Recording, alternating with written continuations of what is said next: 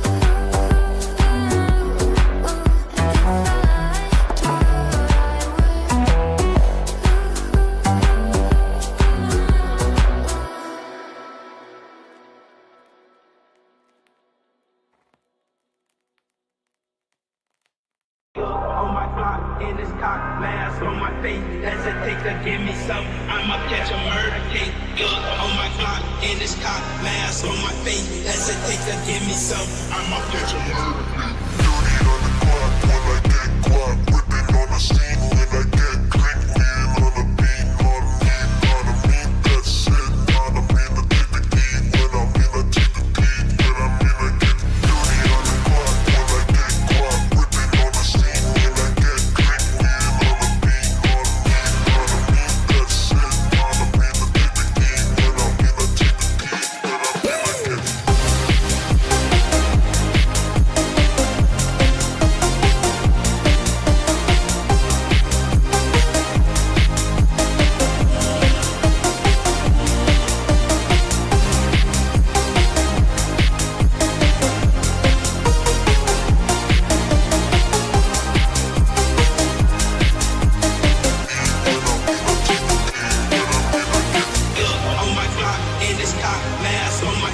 Hesitate to give me some, I'ma catch a murder case. Look on my clock in this cop, mask on my face. Hesitate to give me some, I'ma catch a murder case. dirty on the clock when I get guap, whipping on the scene when I get click, lean on the beat, on me, that's it. On me, I take the key when I'm in, I take the key when I'm in, I get dirty on the clock when I get guap, whipping on the scene when I get click, lean on the beat, on me, that's it. On me, I take the key when I'm in, I take the key when I'm in, I get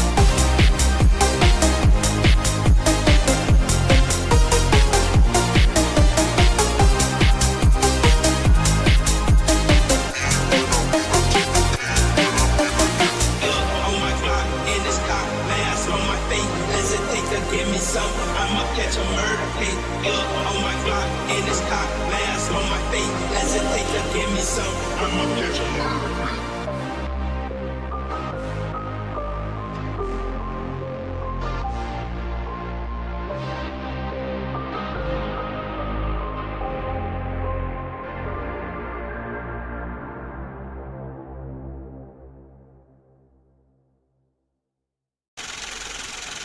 Yeah, this for the players out there. Check out this dope shit, man.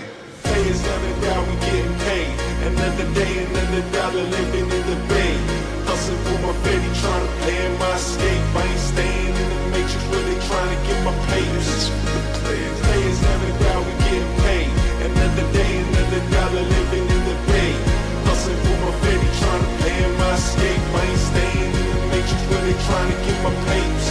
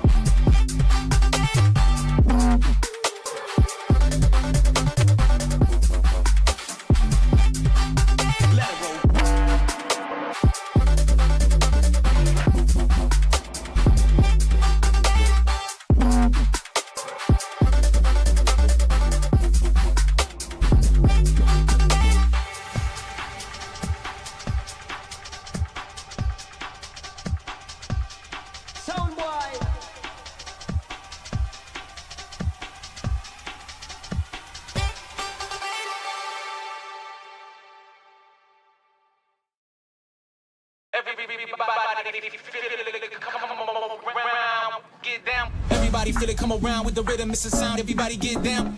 Everybody feel it, come around with the rhythm, it's a sound, everybody get down when we give it to you. Around with the rhythm, it's a sound, the rhythm, it's a sound, with the rhythm, it's a sound, the rhythm, it's a sound. Get down, come on, get down. Get down, come on, get down.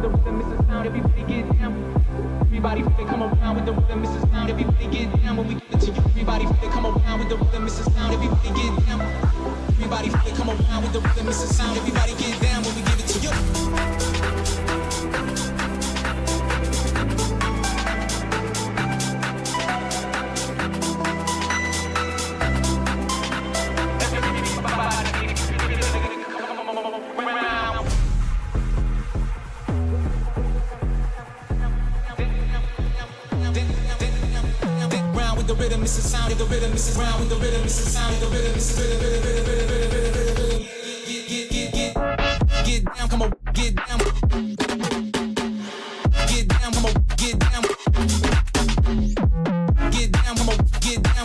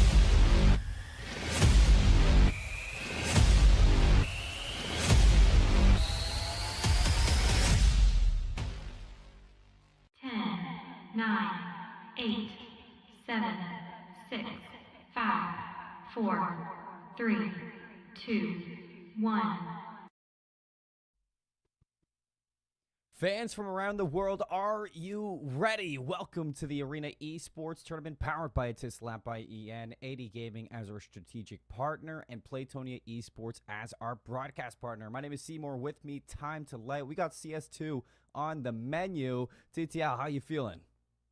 I'm excited. We get to crown at least a monthly qualifier. We get to move one of these teams forward into what could be a massive set of money matches for them. And there's only one best of 3 between us and doing just that.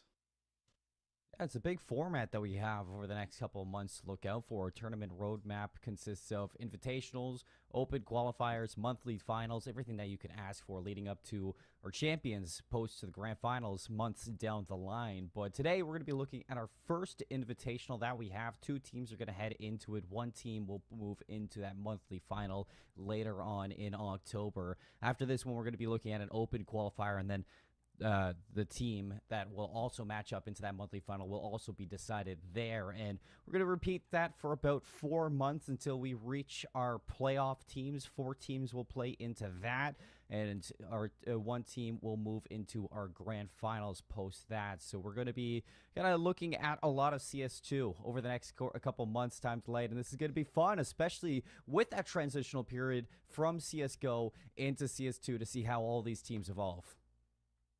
It'll also be weird for tournaments like this with such long and drawn out formats to see many differences between how the starting playstyles are and how the playstyles are come grand finals, because CS2 is guaranteed, almost at least, to be a completely different game when that rolls around. We can take a look over at our prize pool, figure out what these teams are playing for here in this open qualifier matchup. And this is an invite qualifier, so keep that in mind. Only 2 teams invited, only 2 teams brought in. Speaking of those 2 teams, by the way, if anybody happens to be curious, it's AVG, or 15 AVG Gaming, taking on RGW Esports. I have to say, this is an important match for both of them. You lose here, you lose your invite spot, you're forced to play open if you can, and then you have to play significantly more matches than just one to try and make it to monthly quals. Yeah, we'll take a look at everything in due time.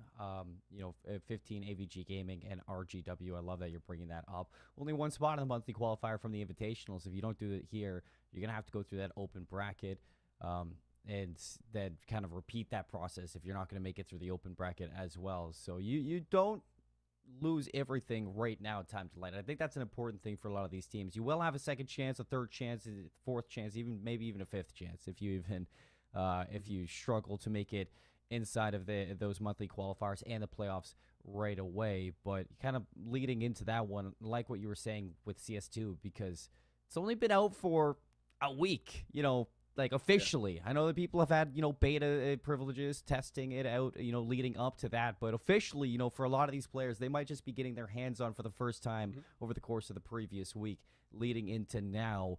For a lot of people who might not know TTL, is there any significant differences that you're going to be expecting going into today that some teams might not be able to get a hold of right away? I think there are going to be some difficulties. I've heard, especially on foreign servers that are not directly Central Europe or not in North America, and sometimes even in North America, there's stuttering problems. If you don't have the greatest of PC rigs, you're having difficulties playing around FPS. So with the new game coming out, there are still some new issues to circumvent if you can.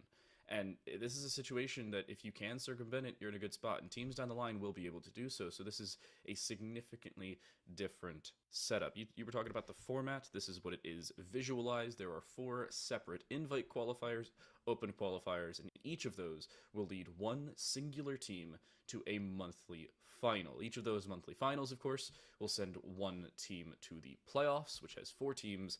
That will have the semifinals. Each of them will send one team to the grand final.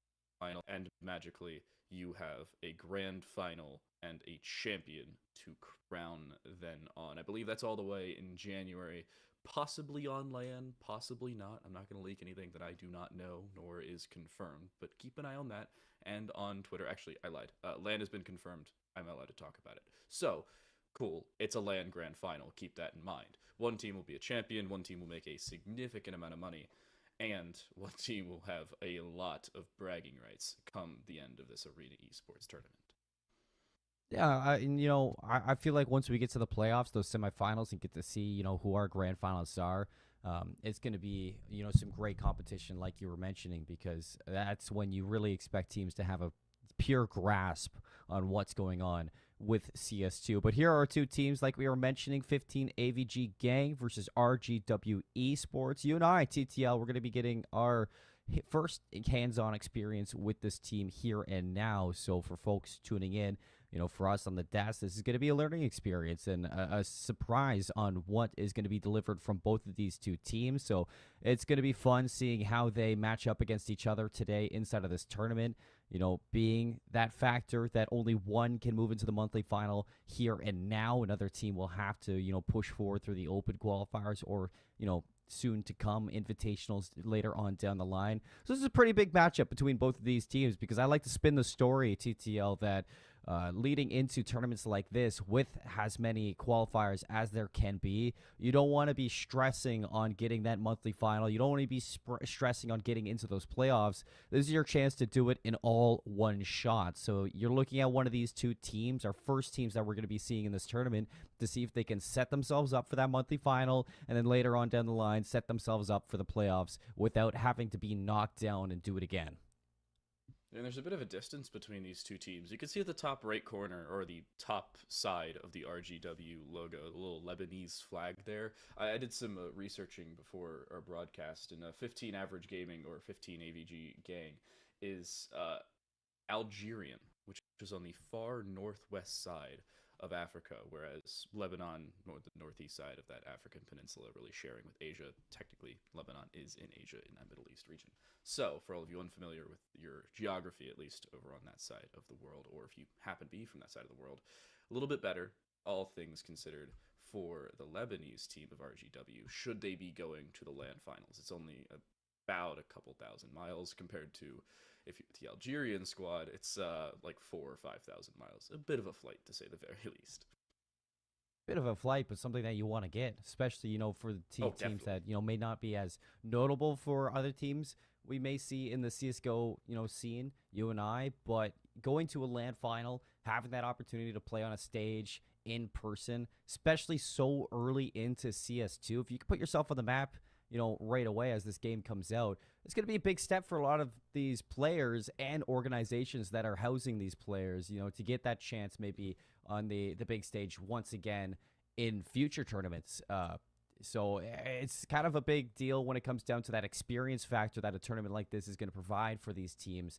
And I think that's one thing that I'm really excited to see at TTL for both 15 AVG and RGW Esports, to see if they can lock themselves into these positions and not have it again. But it seems like we got our maps ready for our vetoes. It is best of 3 day. We got Mirage map 1, Anubis map 2, without Inferno, Nuke, Vertigo, and Overpass. That leaves us with Ancient. I am the biggest fan of this map pool in the history of the world. I have to say, I'm a really big fan to see this. Not only because Mirage is being played, I love good equalizing maps, but I'm also a really big fan of seeing a stark contrast to the newest map added to the pool. Anubis is a significant difference in playstyle, how teams can bring utility, how dynamic they may very well be, but it's still a situation of Ancient versus Anubis, where Ancient seems a little bit more stock standard nowadays. And that may not be as much of the case for some of these teams, depending on what their scrim experience looks like, depending on how their map experience looks like as well. There's no guarantees, more often than not, when it comes to map pools similar to this. And I think that's going to be the exact case for these squads. RGW chose Mirage to start things off, Anubis chosen by 15 average, and the Decider also chosen by 15 average between that and Overpass. That not only shows that they are confident on Anubis between that, Vertigo, and Overpass, and they're also pretty confident on Ancient, I'd have to assume, considering they'd take that over Overpass as well. Yeah, I have to, I guess, go alongside you on that one. I'm very curious about a team who picks Anubis, but in my eyes, that makes that their map very deep. What do you think about it? I mean, talking about map pools, it's always a little questionable when it comes to how teams can adjust between different squads. You can see the little terrace symbol at the bottom of the screen that shows you which sides each team will have. RGW will have T side on Mirage, 15 AVG will have T side on both Anubis and Ancient. I'd like to honestly see them play aggressive out of the gate. Obviously, a little bit of a lack of information on these teams. They haven't played in more notable outside of the Middle East events. I can't find any events that they've played recently on HLTV, minus the PGL Antwerp 2022 Asia RMR for the Middle East Open qualifier back in, get this, February of 2022, where they unfortunately got O2'd by LFO and Poggers. So, unfortunate for them, but it's been a little while since that, and I believe there have been some roster adjustments, at least for them. RGW does not even have an HLTV page. So, you're looking at two squads that would love to show up and show out in an event like this to really give themselves a name outside of just this very specific region. Yeah, I feel like it's you and I learning these teams here and now and figuring out what changes they've made going into this new, I guess, season of Counter-Strike, this new game. I like that we see Anubis. I'm a big fan of Anubis as well as Ancient. Mirage, it's a classic. I expect this to be a good warm-up for both of these teams, being that I feel like this is kind of, it's a map that's been around CS for a long time. You don't really have to say much about Mirage. Teams know how to play it. Players know how to play it. It's going to be a classic for both of these squads. So I like that we're starting off with Mirage. We got that Anubis map number 2. You get a good warm-up going to a map that, for, I guess, RGW Esports, they might not be as familiar with. So that's going to be, I guess, a good chance for them to warm up their guns, warm up their calling, and have that chance to maybe get into a 2-0 sweep. But that being said, I mean, we're heading to Mirage. I wouldn't say going to Mirage is going to really decide anything, even if it is your map pick time to light. And this is going to be a very fun start to this event, especially considering that going to Mirage would give that chance for upset potential. Well, With Mirage, our first map, we'll head into things. No pistol round required. Our side's already decided. 15 average, as we've mentioned. We'll be starting on this CT side. On the opposite half, it is RGW kicking things off on that T side. They're kicking it straight in towards this T room. They are waiting no time to get in towards the A site. They have a bomb plant, almost certainly. That'll be locked in. A retake required, and a quick one, because there's not a whole lot available other than a single kit for one player. Yeah, and as the smokes go down, retake looking to start up. Nako with the first strike there. RGW doing a great job at fending off 15 AVG. As we see on site, smoke's going to be dropped for the CTs. They have a defuse kit, so this is going to go fast. So they're going to be able to stop this one. I'm not sure. No, they won't. The CTs, they get back, and somehow 15 AVG walk away with that defuse, losing so many bodies right off the bat. It's a bait. It was a full retake from every single direction. Look like you're overcommitting from mid, and then just pull the old switcheroo. There was a player rotating all the way around through A main from B apartments. That's how long and drawn out that was set up for 15 average, and more importantly, it wasn't average. They set it up well, they executed well, and now they're looking significantly better heading into the second round. They have better weaponry. Granted, the bomb plant did help RGW at least pick up something to write home about. You see 2 AKs at Galil, Mac 10. So things are not terrible for them, but they're just sitting out. Mac 10 first, and oh my goodness, absolutely no clue on the site. Amazing opener. That should be yet another bomb plant. It is another bomb plant, and now, you know, I guess 15 AVG, they have to be quick to recognize if they can start this retake. They do get a trade, so that is one of the AKs down, recovered by RGW Esports, but 4-on-4 for this one. Dodds is going to find a second for 15 AVG. 3 goes down, and that retake, that RGW was looking for the post plant that they were looking for, pretty set in stone for 15 AVG. Kind of have to give this one up or a couple of chances to get these AKs out of the hands of these players, but here's RGW with a very, very safe exit, except for Nako, who only was carrying a Mac 10. No, Nako actually had an M4 that was retrieved from a dead body. So that's what you thought would have been your third rifle, now lost. Galil recovered along with a scout. This is not the end of the world for 15 average. They should still be okay into this round, especially considering they did some economic damage in the previous, but they won't be able to buy. That's the unfortunate aspect for them. You can see at the top of your screen, it is just going to be upgraded pistols, an MP9 for one player, and the 2 saved over weapons. This is a situation that is not looking great for them, especially considering they won the pistol round, but 15, or RGW on the other side, that second round victory, crucial to say the very least. Now they have 4 AKs, a Mac 10, and, I think more importantly, a tied up score.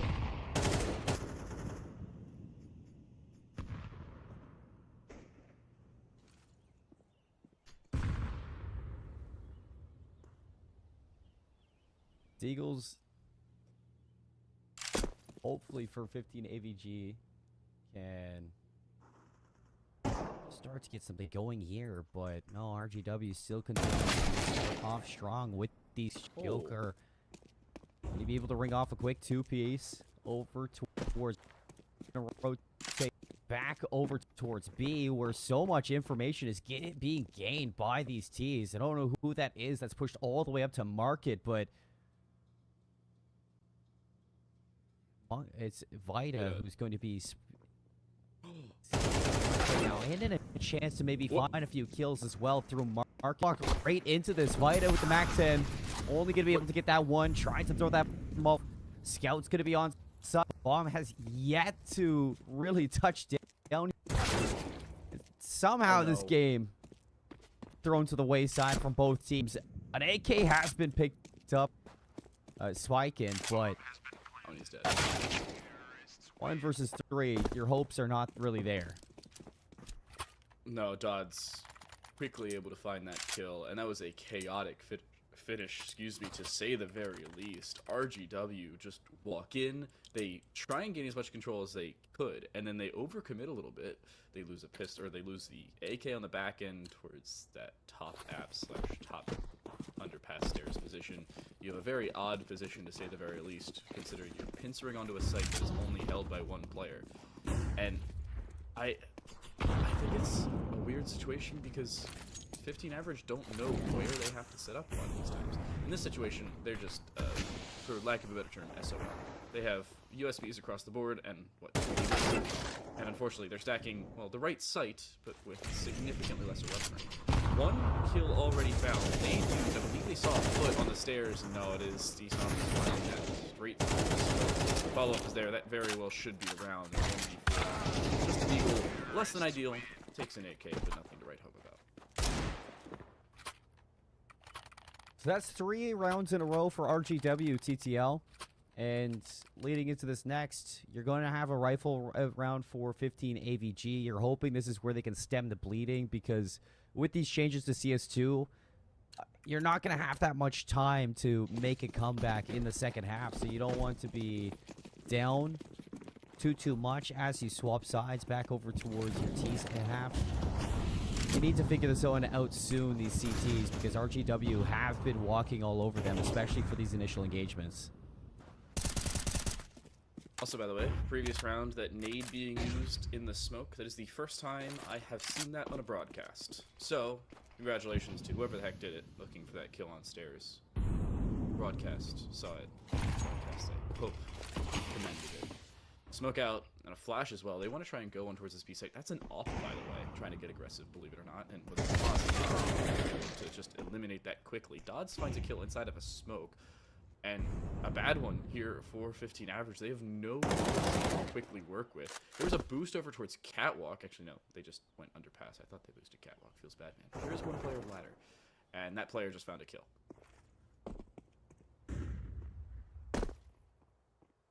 5-on-3. These and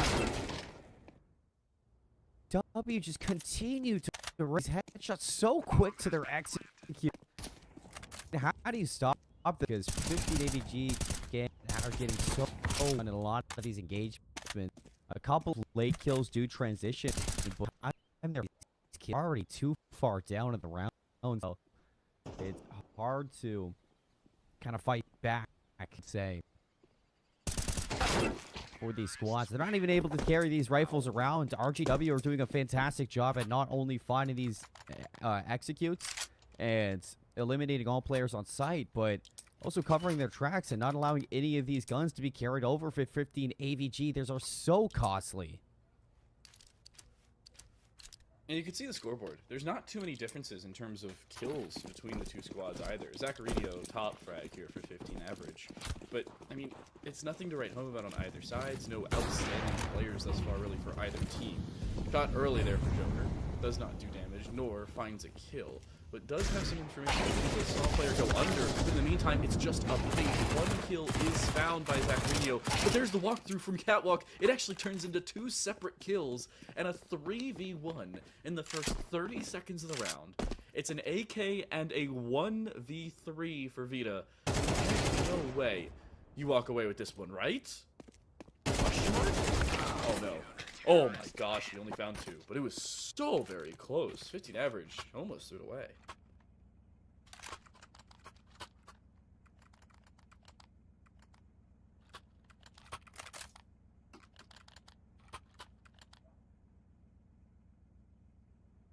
Well, with 15 average, now having their second round of the board, they have a stepping stone forward.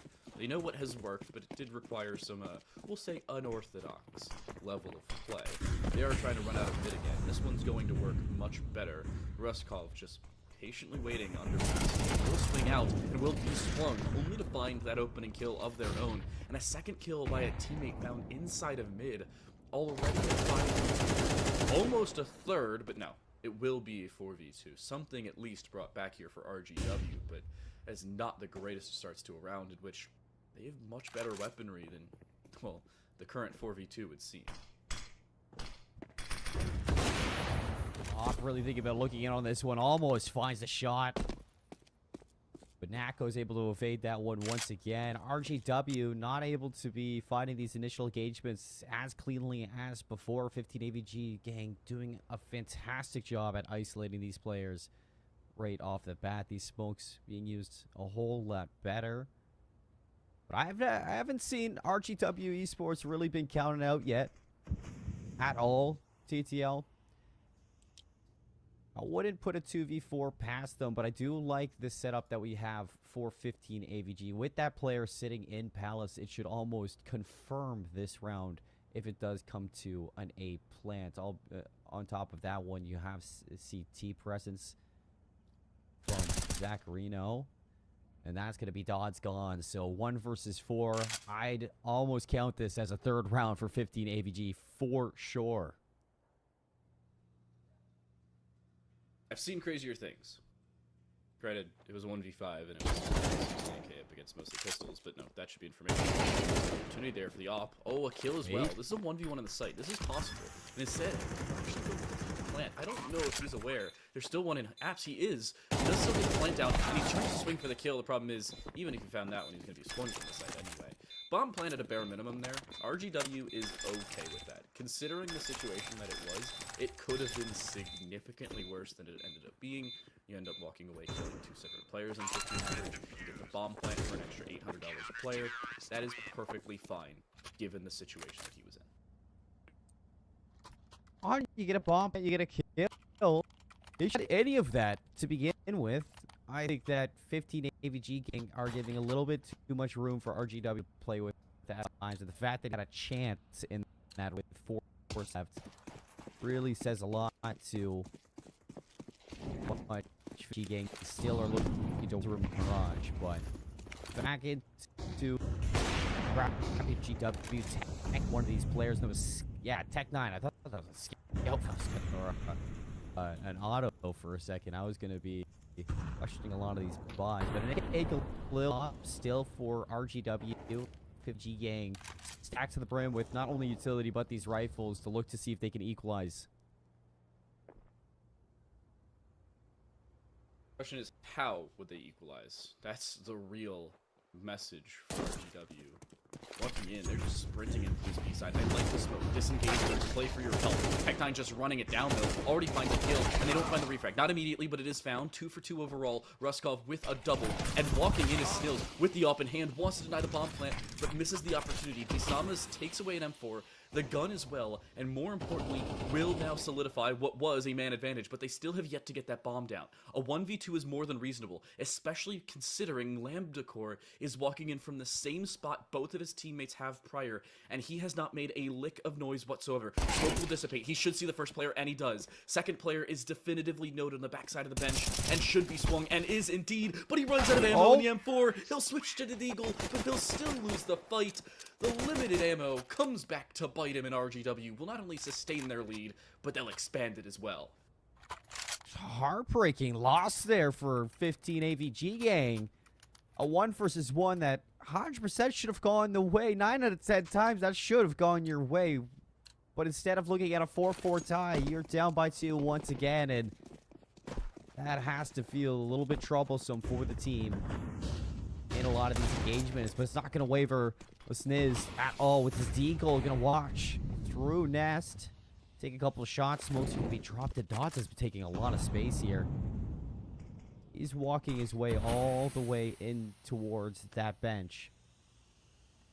And with that information that now RGW has to work with, they can take their sweet time on whichever site they really decide to go to. Patience could work for them. Odd position, I think, especially here, for 15 average, is the lack of information they're playing around, even with the map control they hold. I say that, as Ruskov does indeed drop Dodds, who is just patiently waiting under the window. And with this break onto A, already this should be a little bit of a rotation, and now 2, maybe even a third. That should be the swing through, and it is. Good flashbang from behind. A first kill found, but only 1, and they don't have any more on-site pressure. And Desamas finds Lambda Core walking straight through that smoke. That is just not good, and that Hager will be a save.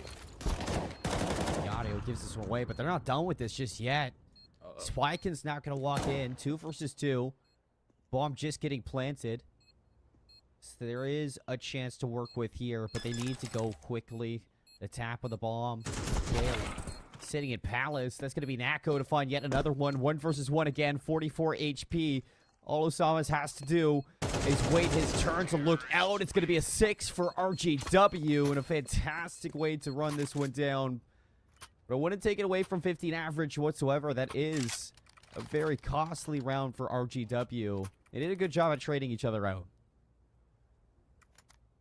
It was close, but again, not quite there for 15 average. And you're still looking at a situation where they could have arguably had that round should a single gunfight go a different way. A little bit of an overcommitment in the earlier stages. They wanted to try and find multi-frags when they didn't have the positional advantage to do so.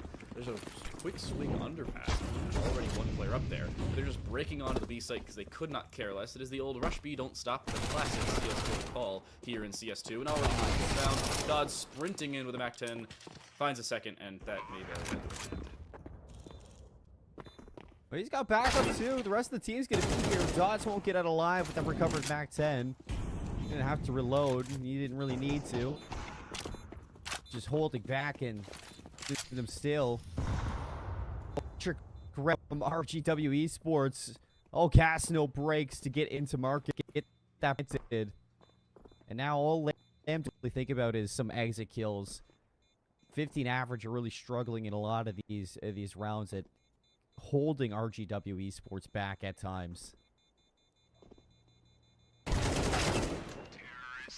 It's not gonna stop. This almost finds the last kill. Will die to the bomb because it's CS2 and bomb has a little bit of a wider radius, especially when you take damage to a pistol in the last few seconds of the round. But it is still really one, maybe two players showing up here for 15 average. Zacharino, who's got 12 kills, and Ruskov, who is still negative in terms of KD, is 8 and 10, has died in every single round, is the only player to do so. But has still found at least 8 frags. And 15 average, actually, no, I was going to say 15 average are going to call timeout. It's actually RGW doing so, interestingly enough.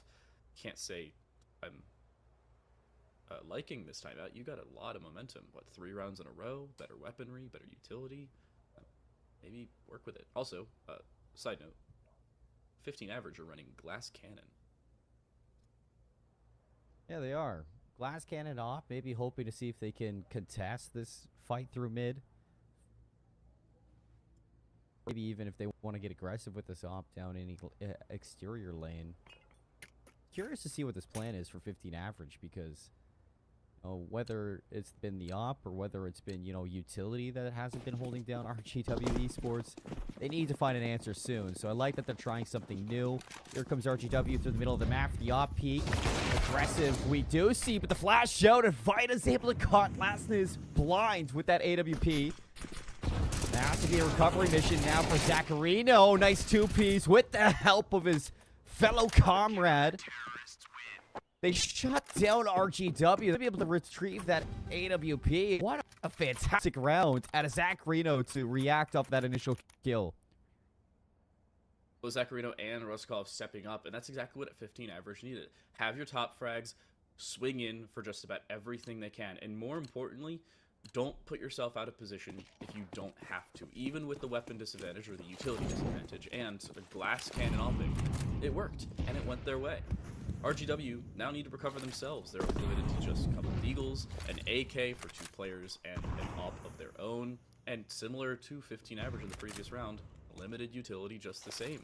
This is not a great scenario, but it's about as even of a round as we need in a few compared to the last one.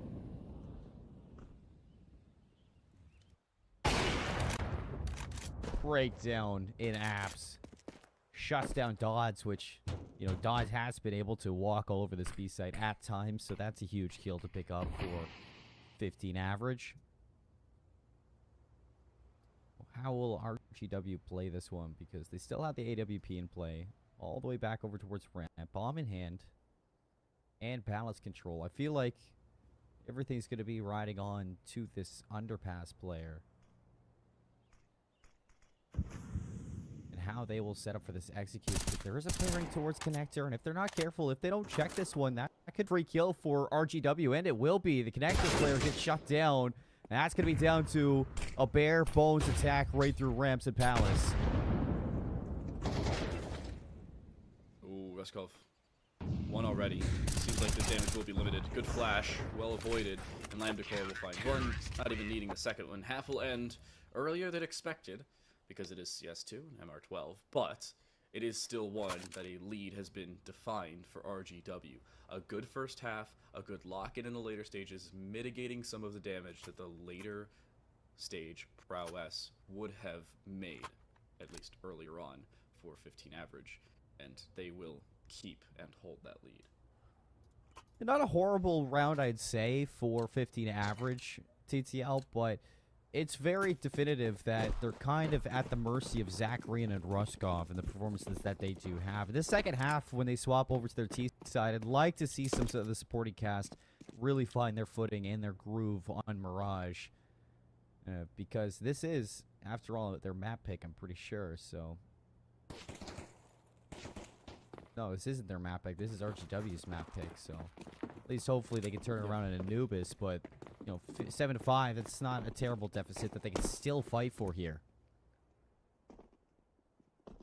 Very passive and disengaged play here for RGW, and you can see exactly why. Vita already finding one, switching for a second is Joker for two, and a 180 works out for him. Zacharino's close. The bomb can't even go down safely. The bomb is down on the site, not planted, but on the floor. Actually a kill, plus a dink there for Zacharino, but he won't walk away with anything more than just a two-piece on the round. And RGW, well, they can only find one pistol, but it is that second half guaranteed. Yeah, so 8-5 off the pistol. RGW Esports looking to push their advantage even further down the line. Continue to batter and bruise 15 average throughout. It wasn't a terrible round for 15 average. But they understood that without information on to B before they get the bomb plant, they had to go searching for that information. And when the trap was set in RGW, they were so good at hitting those pistol shots at the USP. Zacharina did a good job of getting those 3 kills, but still, you need a little bit more. Spiking. Tech 9. Spots the player in jungle, and I thought he was going to hit that shot, but no. It's the M4 and 3 from Mosses to work with. Nice shots from that Sniz, and if they can go and recover that rifle, that's a huge pickup, but Nako will look to see if you can deny this. Gonna try. But I mean, at a bare minimum for the time being, a good opening, and an opening in the round in terms of a gap creation. God's walking in, MP9 out, finds an opener, retrieves the deagle, and will just run for the hills. Takes 0 damage in that encounter as well, and should guarantee that this is an A-sided favored finish. And so now, with the kill found by D. Samus, that should be good enough to lock in this A control. And oh my goodness, Dodge isn't done yet. Swing with the MP9, it's just better in CS2, and you can see exactly why. 2 kills, make it 3, all with 1 magazine. I don't even think he reloaded since the first kill. A 4K from the MP9. Free money. Rack it up, it's 2,400 bucks. Twice your investment, and the round victory. And I was talking about it before with CS2's changes to, you know, winning at 13 rounds. Rather team, that's a whole lot less time to make a comeback here. 15 average is finally where we really get to see their T side with these rifles. 5 AKs at the ready. 1 Molotov, 3 smokes. HE, no, 2 smokes, a flash, and an HE. So, but we can see if these rifles can really step up when they need this correct dodge just on the smoke. Rightfully so. Lamb to cautious at this ramp push, but Team Dodds get away with this so many times already. Won't find the kill, but he will go 1 for 1, and you're trading an AK for an MP9. You're actually retrieving the AK more likely than not. That is a more than okay trade, and if he keeps walking forward, he's going to find the bomb sitting in T-spawn. Oh my goodness, there's about 9 meters between RGW and basically winning this game, or at least this round, and most likely at least a few more outright. And that swing, that should work. They've seen the bomb. That information is there. RGW have everything they need, and they're now just passively waiting for somebody to swing for it. Wait for this swing. That's exactly what happens. 1 kill found, but there's still a second player here. Their timing goes their way. It's a perfect position. He's got the knife out. I mean, I get it has faster movement speed, but not enough to warrant you sprinting away. And now 30 seconds, bomb down T-spawn in a 1v2 to attain for Zacharino. He's got a top frag and extend his top frag lead. Zacharino's just got to do exact Arena things at the moment. Players that happy to see it. Nice shots on the Nako, but not able to finish it off. And even if you do find that one kill, the stack was set for Joker. Just waiting for that contact swing. And right now, EW Esports, they look a little untouchable, TTL, on the map. Doubled the lead, 15 average, and now looking to send this one home on Mirage with their map pick. They look very, very put together here, where 15 average, I mean, I see that they're going for some cheeky, bold play. That bomb being down in spawn. A little bit the rest of it. Aggressive and early, almost to their own detriment. Nice two-piece for the entirety of at least the earlier stages of 15 average, but you're not going to find all that much to write home about. Seems like Mirage may very well go this RGW way. Seems like a last hurrah in this round for 15 average. They will have max loss bonus at the end of this one, so they'll gain either 3,400 or 2,900. I don't remember the exact timing on when you get it, especially. No, it is 3,400. Shout out scoreboard. But you have an op, you have a possibility of picking up this round, you've got utility. If you're going to start your comeback, it's now or most likely never. Yeah, it has to be now. You don't really have room for mistakes going forward. Nice flash out. Joker blind his bat. And they double down onto Osmas. A three-piece for Roskov. The frag's going crazy right now for this individual. Spike is looking to work up for connector control inside ladder room. Vida has slipped the line, and this could be dangerous for 15 average.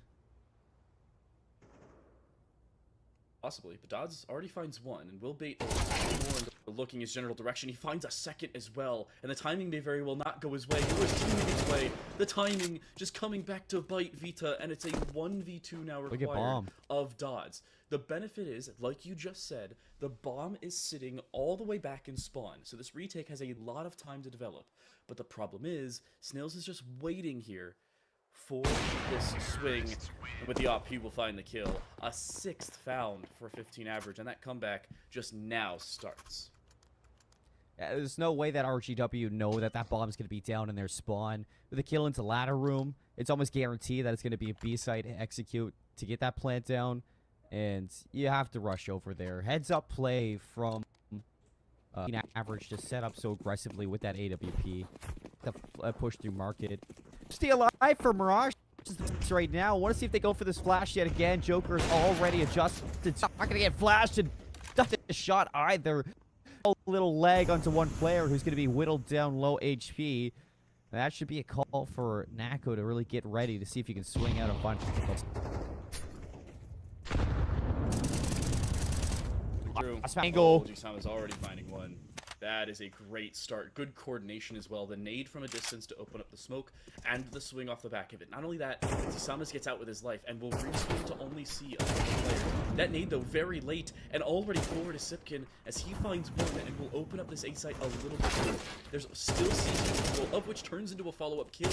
They just don't respect that connector control. It comes back to bite them and they lose all of jungle because of it. Back to match. Nice snap for Lesniz. It is going to be killed to Nako. One player on the other side. It's Vita with an AWP. 2 versus 2. Look how low HP these 15 average players are. This M4 is going to be able to chip down and spray down these players. Lamticor on 17. Catches one on the exit. And this gives a chance for 15 average to continue to hold RGW away from this map win. Vita with the AWP swings wide. The expectation is there, but Lamticor just barely misses the shot. That puts RGW on map point. Good enough for RGW. It is close, but again, 15 average comes so close yet so far to what should have been not a guaranteed round victory, but one that they probably should have picked up regardless. Even with RGW having a good bit of coordination in the early round, they got over-aggressive and just disrespected 15 average, and they lost players because of it, and rightfully so. But now, with that being said, they're in a significantly better spot on this RGW side. That smoke doesn't extend. Oh my goodness, this is terrible. Joker with the op just barely misses the shot though. But in the meantime, Etisalat already finds an opening kill, and they have a smoke towards the lone AK in Palace. Oh, Dodds might just think about walking on into Palace. He's done this many times. But this time, Spike is waiting. And a first and second pick for 15 average kind of opens up these lanes, shut down immediately, still trades Spike continuing to collect these kills. Pressure over towards connector. Spike is going to know. Low HP. The FAMAS and Nako might be able to get this one, and he does. 1 versus 2 for 15 average yet again. And this time, it's Lisnias with just the AWP. I can't believe I'm saying it. The bomb and spawn actually helped them this time around. It's the first time it's worked the entirety of the half and hasn't come back to bite them. But it is, again, an attainable 1v2 scenario. You have the op in hand, you have both players on the other side with one of them already being low, but they have traded out for the M4. The disadvantage you have is with the op, you cannot play for direct trade potential. If you kill the first player, you have to get out, lest they will re-shoot you with a rifle in hand. That's exactly what happens. Even if the first shot was hit, it would not have mattered. That'll do it on this first game of play. RGW, they will select map 1 of Barrage, and they will win it in 13-6 fashion. And Mako will steal away that defuse as well. 13-6 finish. Good looking one, to say the very least. I thought, I mean, RGW pretty good on their map pick. They walk away with that win, and they do it, I'd say, pretty fairly simply, you know, in their own sense. I don't think there was a time where RGW really looked on Mirage time to light, and I think that really goes to show the amount of practice that this squad has been putting in, even with the change into CS. So, hopping, you know, to their second map, they're going to be full of momentum going over to Ubis, and this is a good showcasing for a team that you and I had expectation for going into today. Yeah, RGW coming into this also having a little bit of the advantage of not being, as we'll say, public of a team. I'll say it is a difficult conversation to really theorize how good a squad is without information on them, especially when they don't have prior HLTV matches, when they haven't been on massive broadcasts before, and when they haven't been in anything other than, what, a major qualifier back in February of last year trying to play in Antwerp. It's a situation where you're walking in blind. And for 15 average, that's completely understandable, but it's a situation that they wanted to try to avoid if they could. And they just didn't, at least on Mirage. And again, remember, it is Mirage. It is the map selection of RGW. And more importantly, Anubis is up next, which is a little bit more of an unorthodox map. Maybe there's something patiently waiting for 15 average because they've selected that. And they got the choice on Ancient as a third map. They're in a decent spot. 13-6 is not a terrible scoreline, but it's not great. Well, it's not fantastic considering when you were looking at the scoreboard even towards the end, you saw the performances from 15 average weren't really spread across the boards. It was either Roskov or Zacharino making some big plays. Towards the end, Spiken started to step up in a lot of his engagements, but it took almost the whole entire game for us to start seeing some better sides of Spiken. So heading in towards Anubis, their map pick, I'm hoping that they're going to be a little bit more comfortable, but at the same time, looking at how unorthodox this map pick really is for 15 average, this could be them trying to throw a wrench in the operations. That is RW going to a little bit of a blind pick. You kind of leave things open by going to something very, very questionable. Like Anubis. Even for that Ancient pick later on down the line, this could be RGW not having experience. Same thing with 15 average, and they just kind of want to batter it out in a good old deathmatch. My main concern going into Anubis is seeing how the T side of 15 average steps up.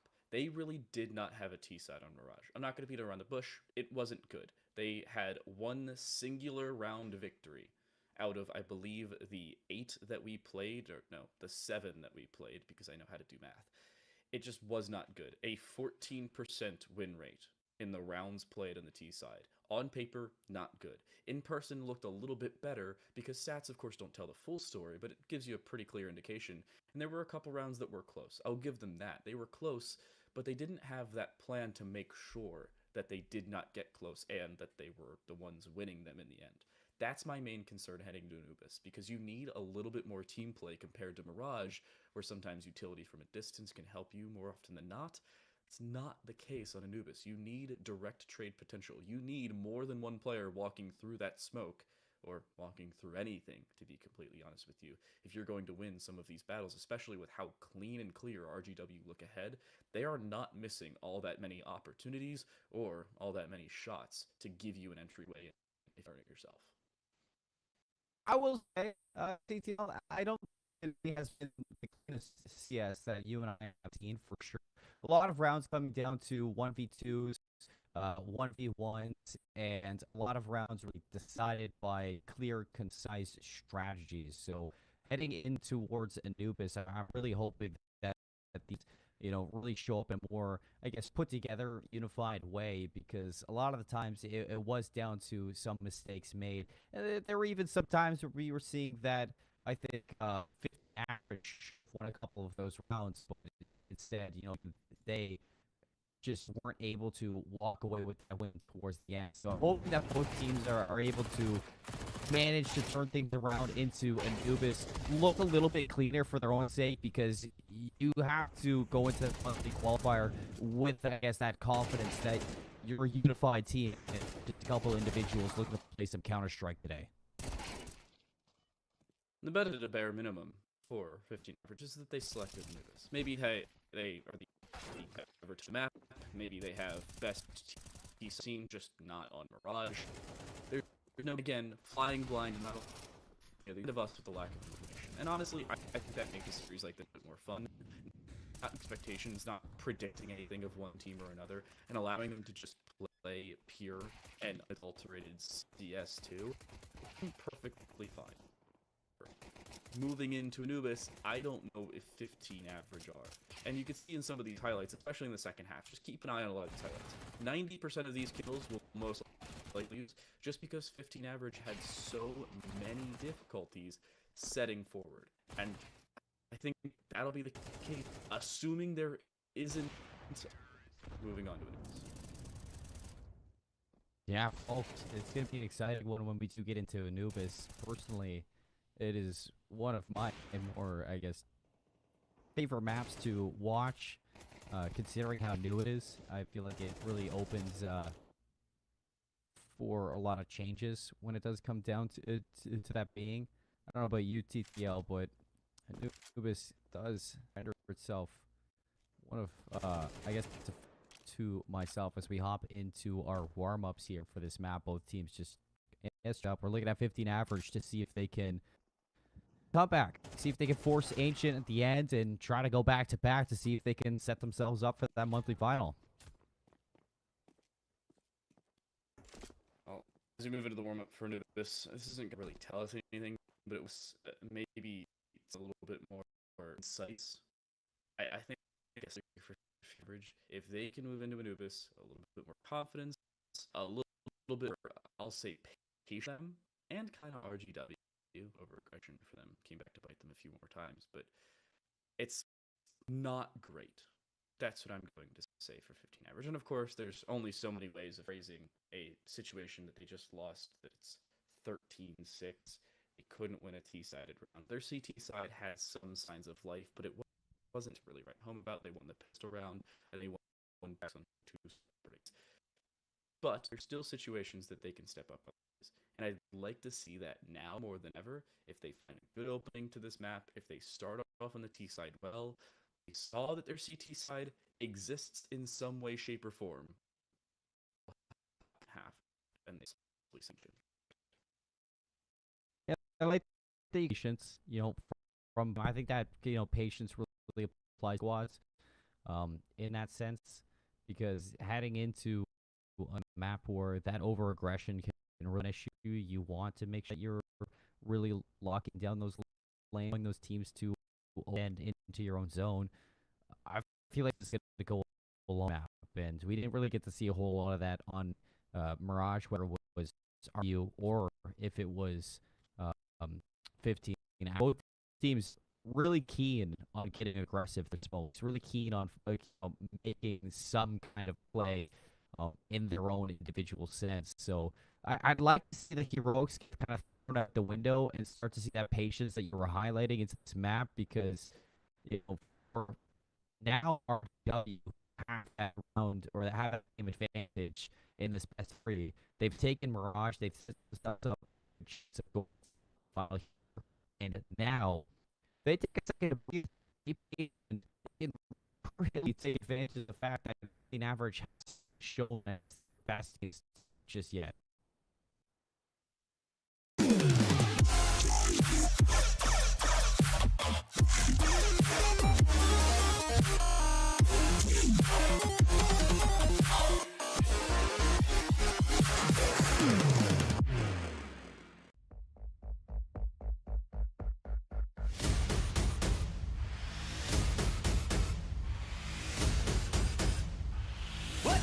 this Abu Dhabi!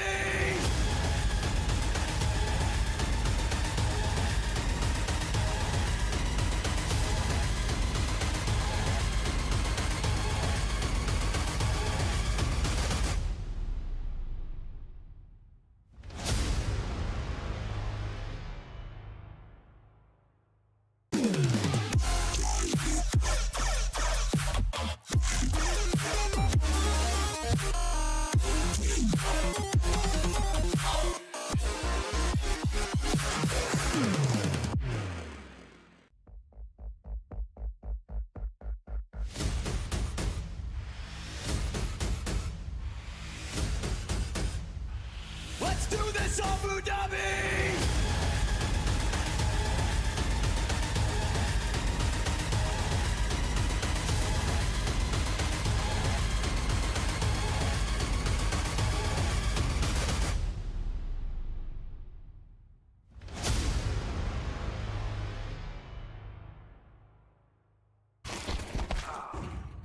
Well, welcome back to the apologize for that short little break.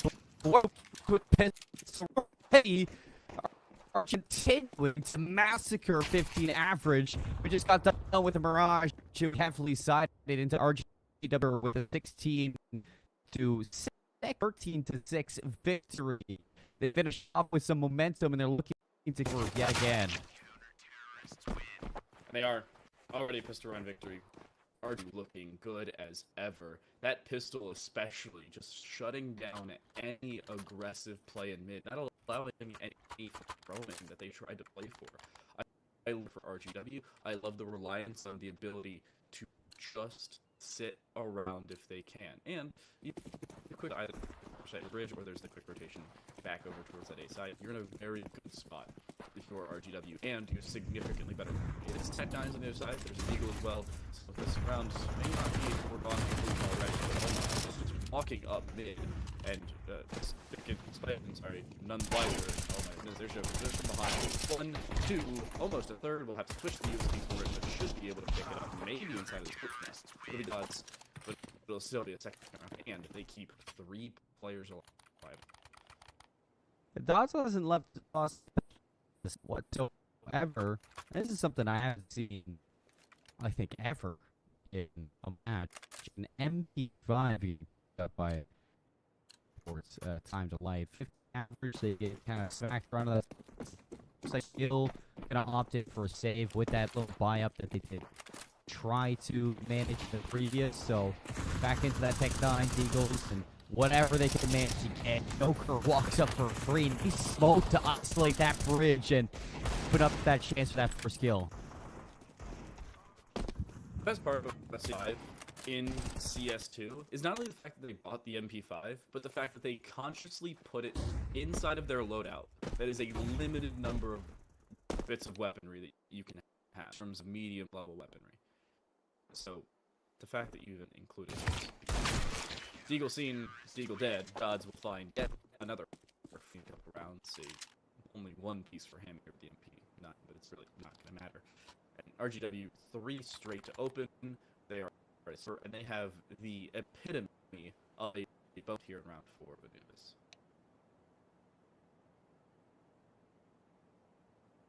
Looks like a little timeout is going to be called inside the server. 15 average. They are going to get the rifle round now.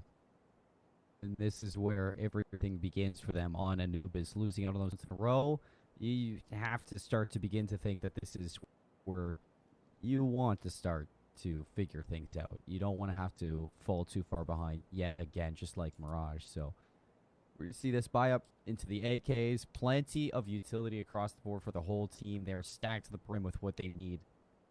And, you know, I goes down. I would say if RGW continue to walk on this cleanly and aggressively have been, it's looked good for 50 average for the rest of this Anubis. So I need to start seeing go some kind of issue in Anubis soon, or RGW might start to pull away. If they're going to start, now is probably the best title. AKs in hand, have good utility card, and this will be our first obvious indication of what their T side looks at. Apart pistols, or just up pistols, or downgraded pistols, you get the general idea. I like to see them try and play for a full site take and fake also to set that up. But obviously, there's no guarantee of them doing it. They need to have start though. That's the problem I'm going to be looking for from them. If they lose an opening duel, if they out of early utility, they're not in a good position. They cannot afford to stick around and don't have that utility to work with, and that's my concern for them. Obviously, still possible for them to bring back, but I think if they lose this, even with 2 bits of upgraded weaponry from an MP9 or an MP5, I don't think this is a situation where you can look at 15 average and say they are going to be okay on their own map pickets. Agree more with you. CTL heading into this. We're on Anubis. How often to see Anubis get picked, TTL? I feel this is not an everyday map pick for a lot of teams CS, and at this point today on CS2, I'm just excited to see it. I at least want to see if they ever put together some rounds. I want to see them look good because Zachary back on Mirage was amazing. Russ, those two well together. It's just kind of putting it together to see how you can split the rest in comfortable. I'd like to see that we haven't been able to see just yet.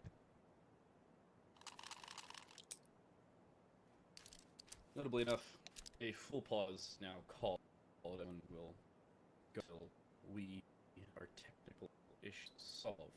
Not sure who's having the problems, unfortunately enough, but one thing I do want to bring up, apart from the game, just because it looks cool, do you see Vita's PNG / profile picture on Steam? You see how it's moving?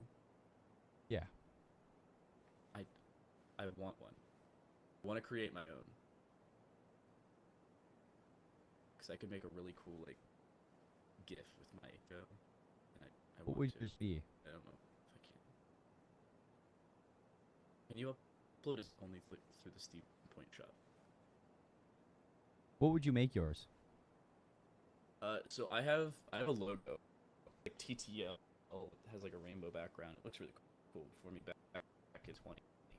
And what I would do is I would make it like a hue shift, so it'd be like a moving rainbow inside of a GIF with the TTL Ooh. staying static, like nice little.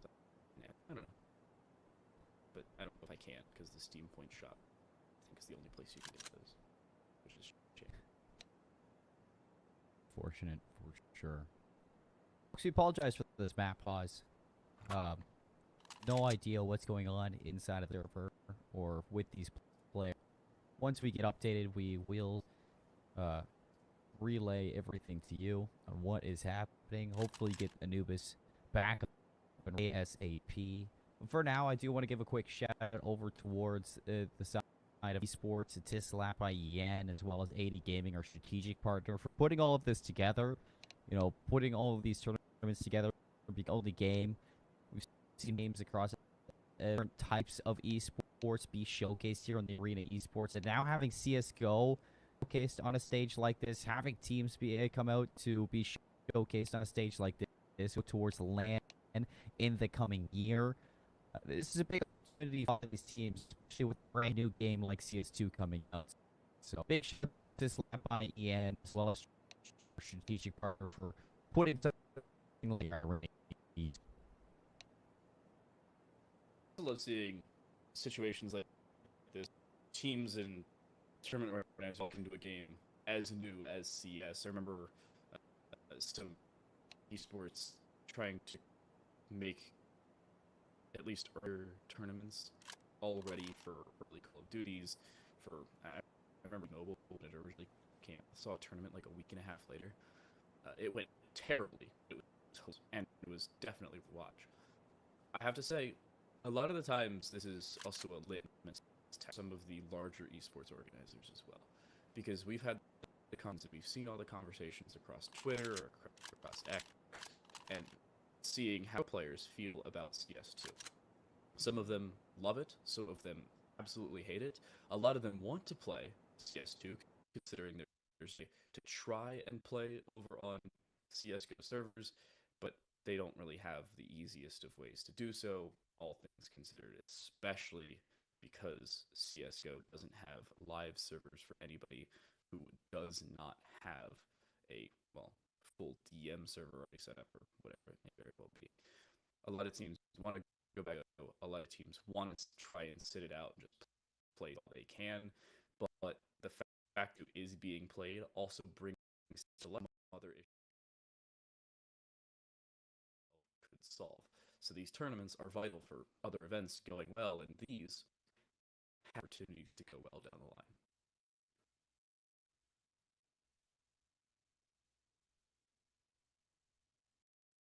Everyone's excited for the new game. Everyone's excited for the new tournaments that are going to be put on. So, the showcase is going to be a great test to what to come, what to expect, and what to look forward to with a lot of these players. Playing in a competitive setting, maybe even for the first time once this. A lot of everything getting fixed out. I'm sure it's going to take a little bit of time for everything to be smooth and steady, a little bit of time for everything to run perfectly. But I feel like we're on an upward track with the CS2. Already some goods have happened. Yeah, I only see it going up from here, TTL. So I'm looking forward to seeing where everything goes for this game. And at a bare minimum for 15 average, it is only up from here. You've already lost the first 3 rounds. This isn't a great start, all things considered, but they can still come back. This game where you're looking at it and saying, complete. This match is over. It's going to be a 2-0.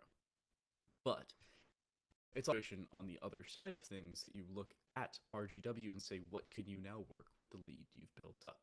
You have better weaponry. You had until about right now. You're going to have an MP9 and MP5 alongside your 3 M4 A1Ss. Trying to move into this 4th round. I'm going to say it.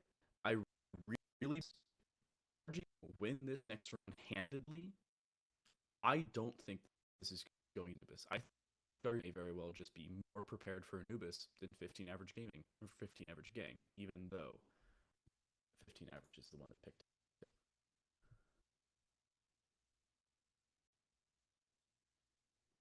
I'm really alongside with you with that one, with the whole sense of Anubis being a little bit one-sided so far right off the bat. I know it's just a pistol round and a bonus, but the fact that even on Barrage we weren't even seeing the best out of the rounds, this is going to be very telling. Is for the remaining Anubis for this team as soon as it's possible done. So it could be to figure out when we get into a server. I think that average a better face.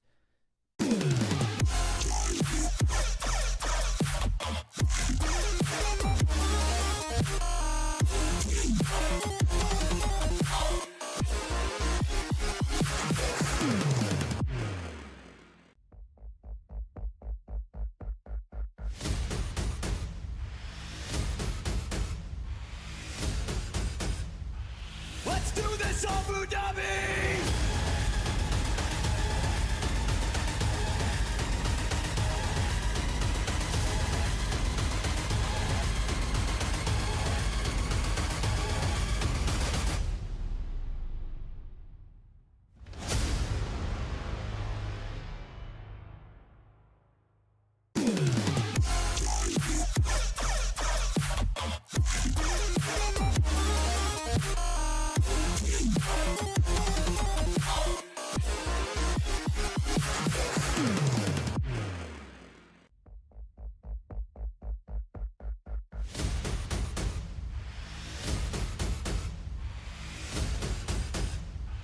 Let's do this, Abu Dhabi!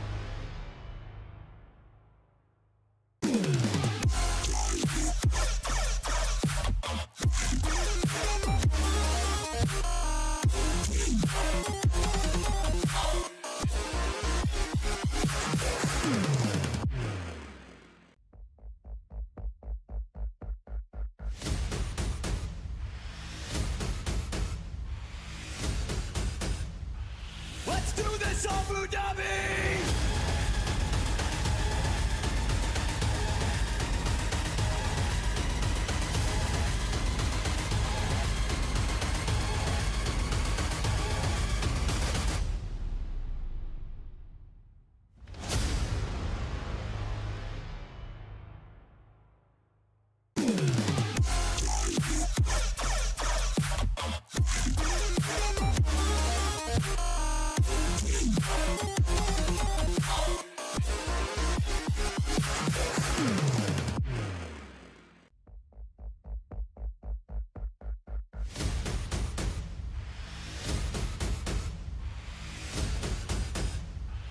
Let's do this, Abu Dhabi!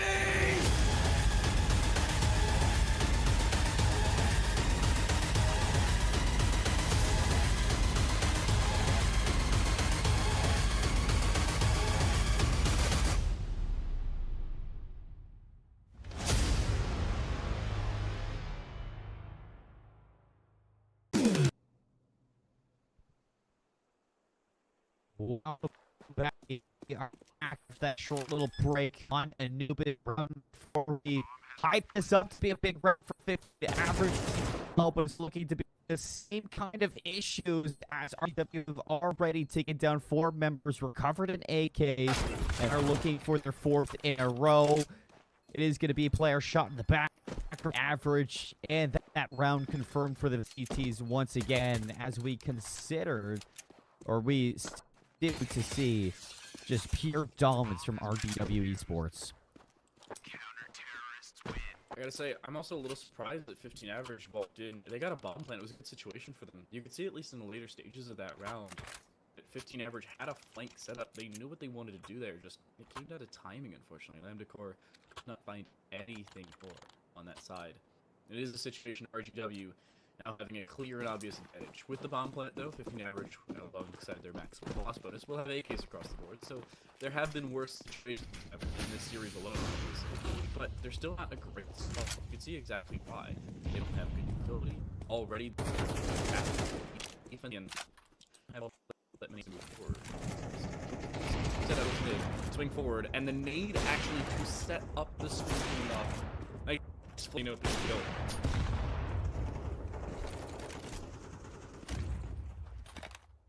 Continue to press on this issue. RGW just not laying down on the gas.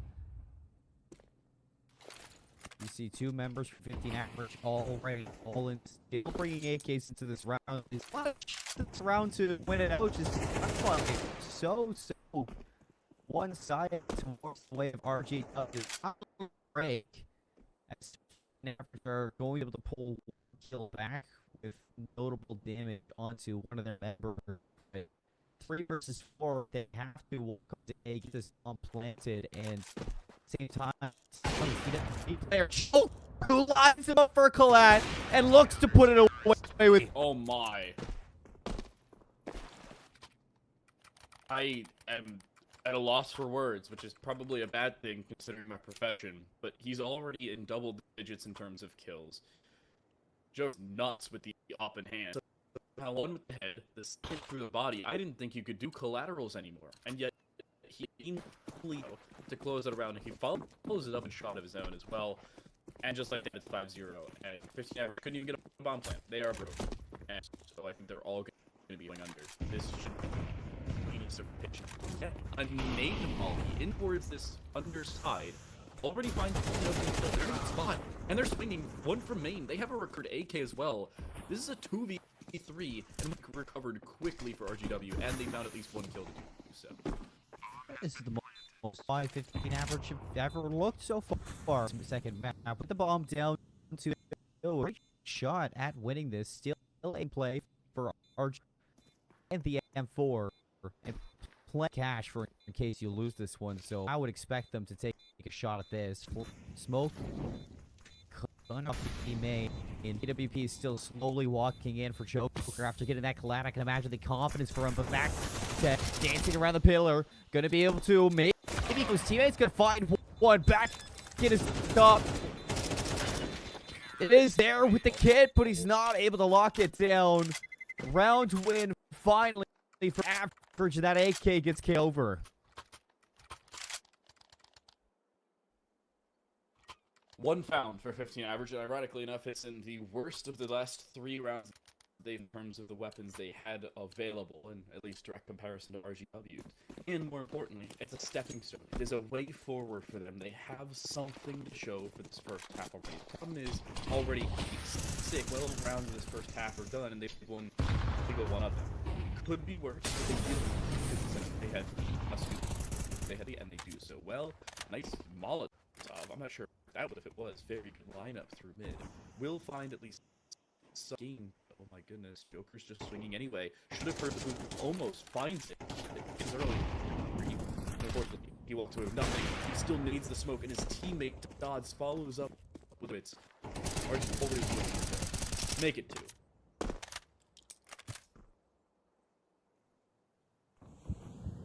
Similar woes for this team. This bridge still continuing to just forward. Big trade out with that op, but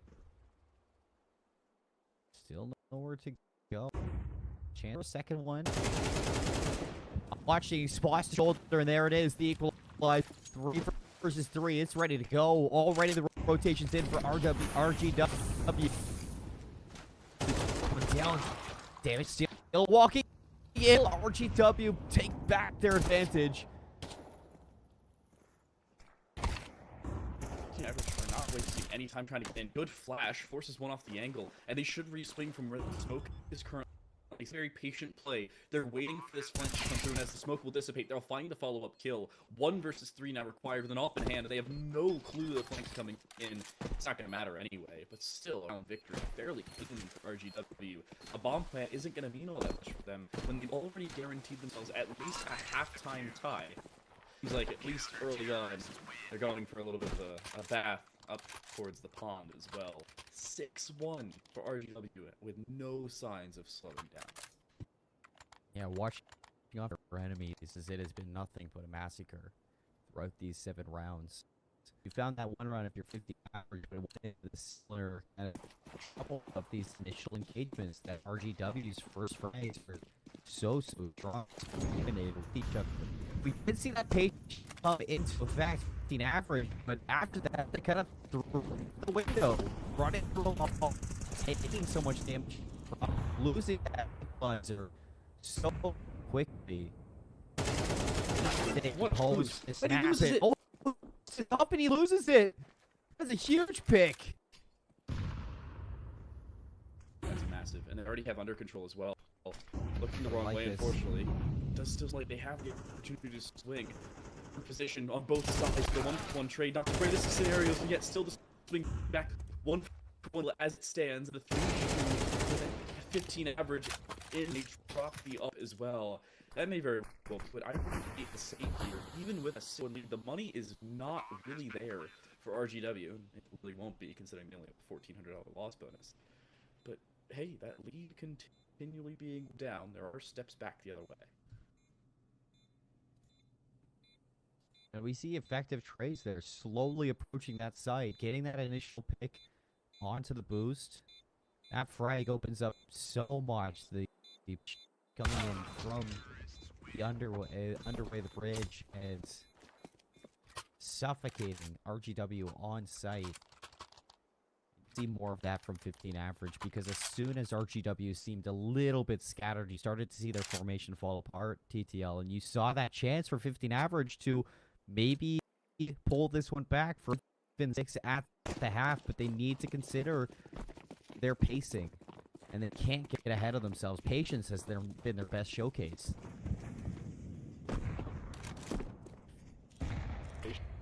Has not been there all that much. Sango will go their way. Nice smoke lineup. Everybody has their lineup set up on Dubis already. That maybe shows you why 15 average chose the map. The problem is, with all of it being dedicated, it basically tells where they're headed. I'm surprised RGW don't have a rotation over on this map, because they should, and earlier rather than later.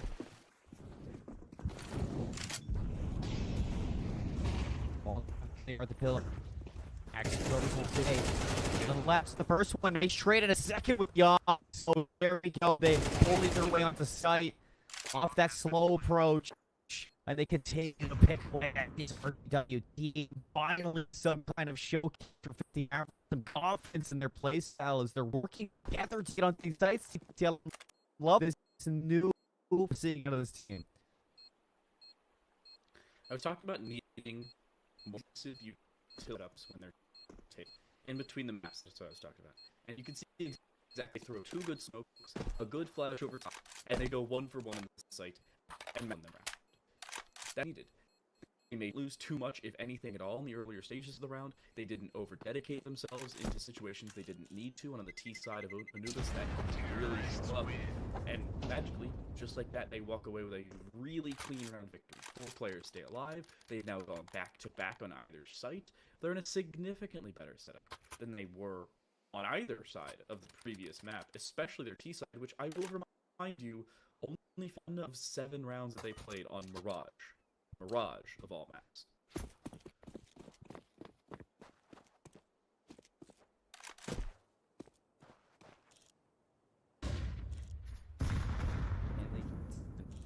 Big question for 15 average. Can they bring this back? RGB been a whole lot more patient on the skill and ops. Here, a nice swing out, finds a kill. That could be a right recovered. And then so this could be a big turnaround for RGW.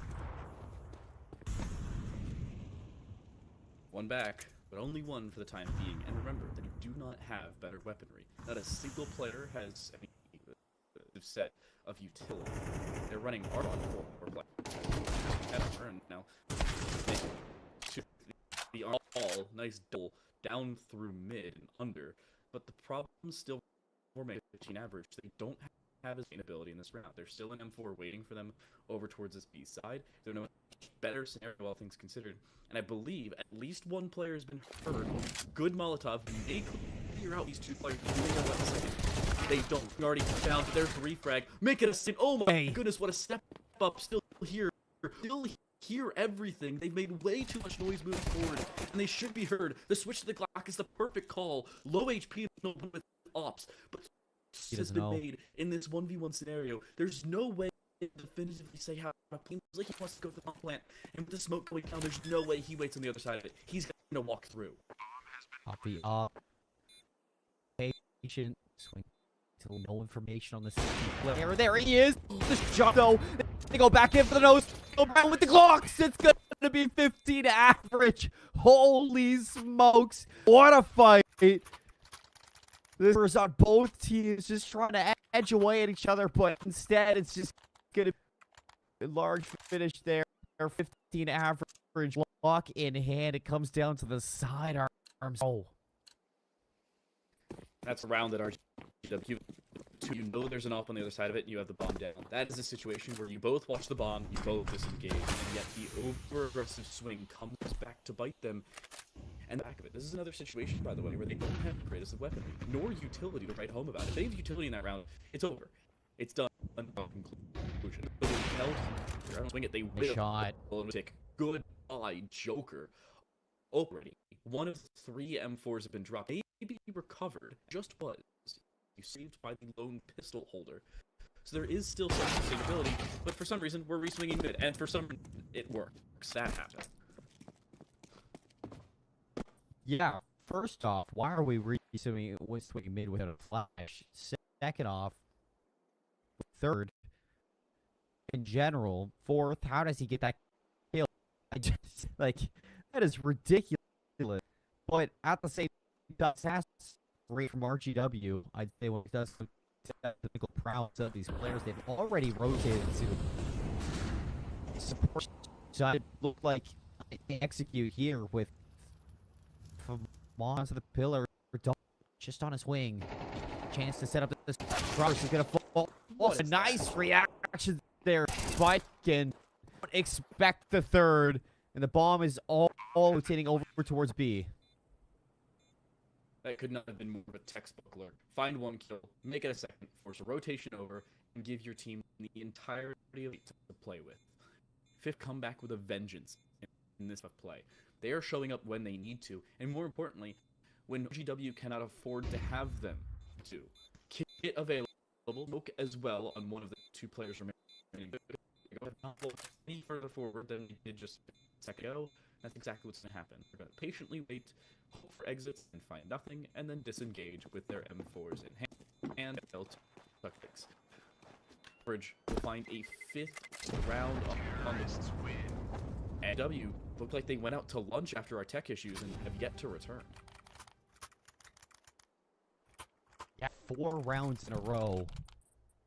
This is a completely brand new team. I don't know if it was a pack. I don't know if it was some technical issues that they've had sorted. The 15 average that I was hoping to see going into their map pick. Ready to put it together, and who would have known? It's the supporting cast really spiking there, really differing in that round. We see a little change of pace from God, splash through smoke. For that, he will trade it out immediately, but that should slow down 15 average for him. And it puts RGW into a little bit of a better to scatter around through a beacon, the aggression paying off in dividends.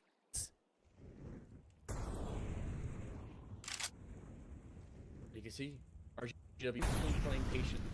This is what they needed. Smoke out.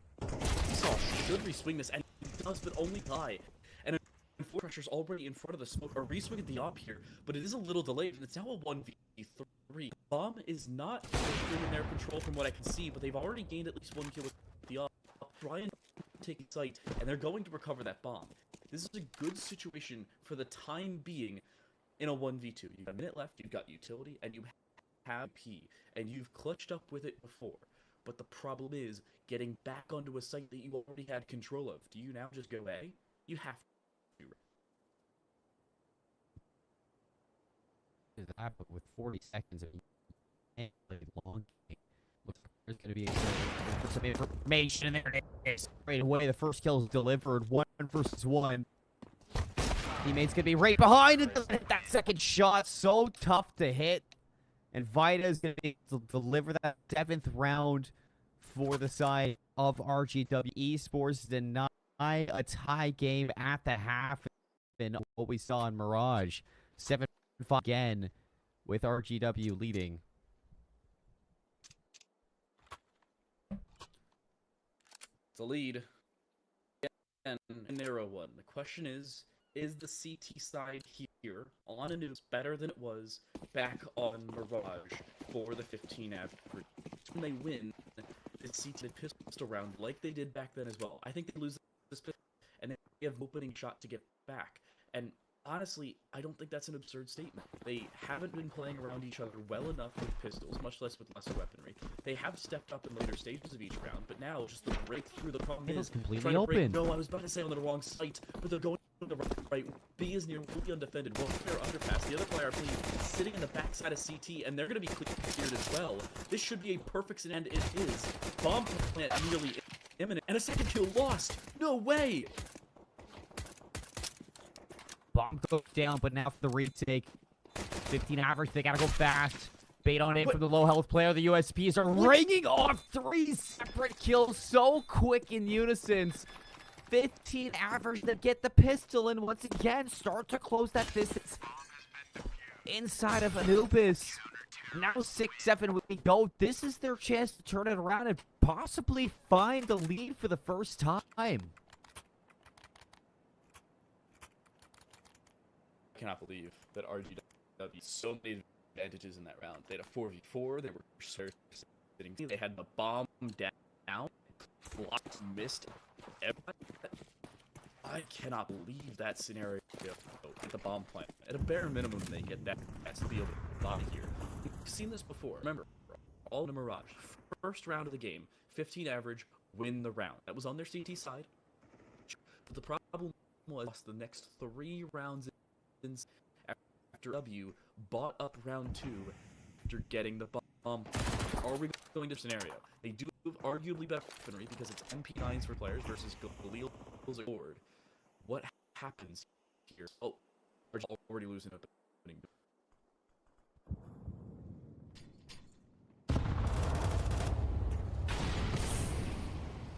RGW really hoping hoping that they can hold their lead here. Smoke's going to extinguish that Molotov. Get Osmas a little bit more space over towards Beacon to see if he can set up with the stage play. Somebody got over towards the corner, but nice shots coming out from 15 and average to shut down this oncoming traffic, and it's going to be a couple from that MP9.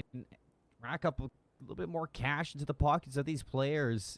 All down to Joker for RGW with the Skalil and only 6 health. And I love how patient are not giving anything away to the player, allowing these rifles a chance to put this one away cleanly.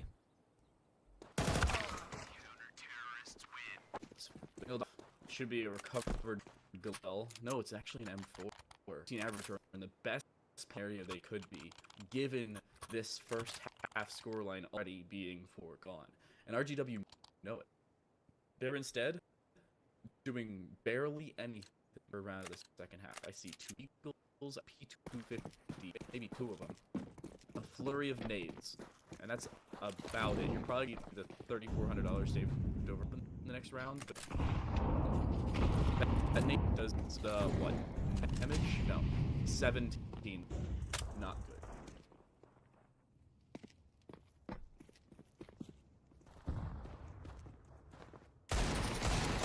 Chance for 15 average to take the lead here. Shots with the Deagle gonna ring through, but nothing's gonna hit. Flawless round for 15 average, and they finally get that lead. 8-7 we go. That's 3 rounds in a row for 15 average game. Esports has been very, very quiet since that tech pause finished, and on this stage, and they put together now will be in the hands of RGW. Will be the answer to find some open picks here to maybe make this map a little bit easier to traverse.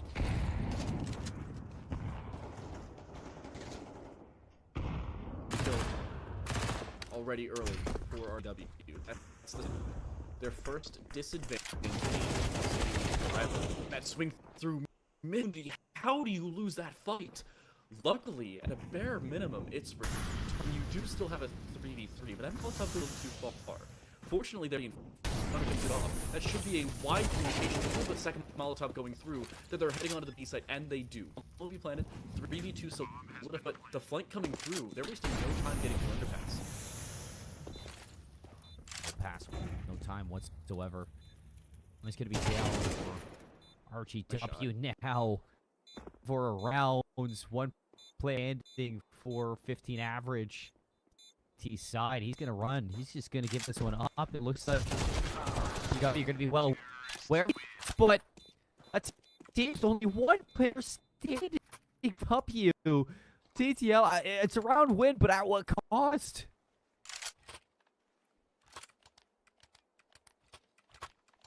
That is basically every cost imaginable, to the point where they are looking at 2 Galils after winning a round plant, and yet here they still have an op, still have across the board. They are just patiently waiting their time to strike, and now time than ever. Straight to mid, anything to write home about, and that should pay off. Nice nade, there's 4 damage. The second hit did another 20 or so, and just like that.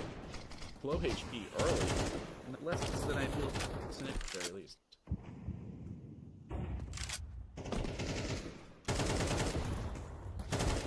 Damage onto these RGW plays, but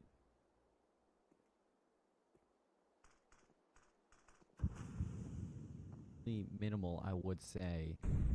They finally put their 8th on the board. Highest back up. It's the op in hands. And the backup, too. Nice tuck away teammate. 15 average gaming doing such a good job on these lanes. That should be it. Oh, it's 1v5. I've seen crazy things. This is not going to be one of them. 15, flawless 9th round victory. They will reestablish the lead. They will now sit in some level of comfortability and start to build it to me. More importantly, this round still be able to buy in the next. And our need to be cognizant of that. Win this round, get a bomb plant, or do a hell of a lot of economic if they can, because they need something to start to go their way. Because remember, it is MR15. We are no longer playing 16 round victory for either of these squads. It is just 4 rounds between 15 average ancient. Oh no.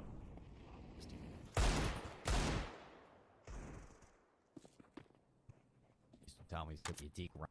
It won't be.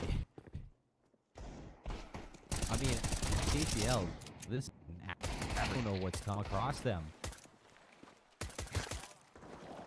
I mean, they're 6 so far. I mean, they're losing quite a bit of bodies here, but in 1 versus 2, something is quite doable. They have the bomb down, so should just have to wait for this lone player to show themselves bench. Just this pistol in hand, maybe a chance to recover one of the rifles, and yeah, it will be. M4 going to be picked up. Minute left to play here. It would be a long save to think about, so I don't mind this round call. We head over towards B now. This is something that I don't 15 average game are really going to be expecting. The bomb is still down. This is something we've seen a lot for both teams. The bomb is down all the way in spawn, and the problem is this should take a little bit stern whether they're watching the bomb, whether they themselves all the way over there or not. I said I've seen crazy things. This may very well be one of them. Retrieved, and with more than enough time remaining, he'll go back to the B site correct. He believes is still independent and is correct in said, and he will be able to solidify the bomb plant. Nature with time favoring him. The difficult position for 15 average is to take quickly enough, and from both. One player going main, the only going towards underpass, and that main player immediately winning the fight, wasting no time locking this one in. 15 average gaming gang will head on to digits. GW, they are stuck in the mud. At the very least, RGW getting put double digits for 15 average. Stuck in the mud for this one, or, you know, foot caught in the sand at the moment of Anubis. For answer back has yet to really been figured out.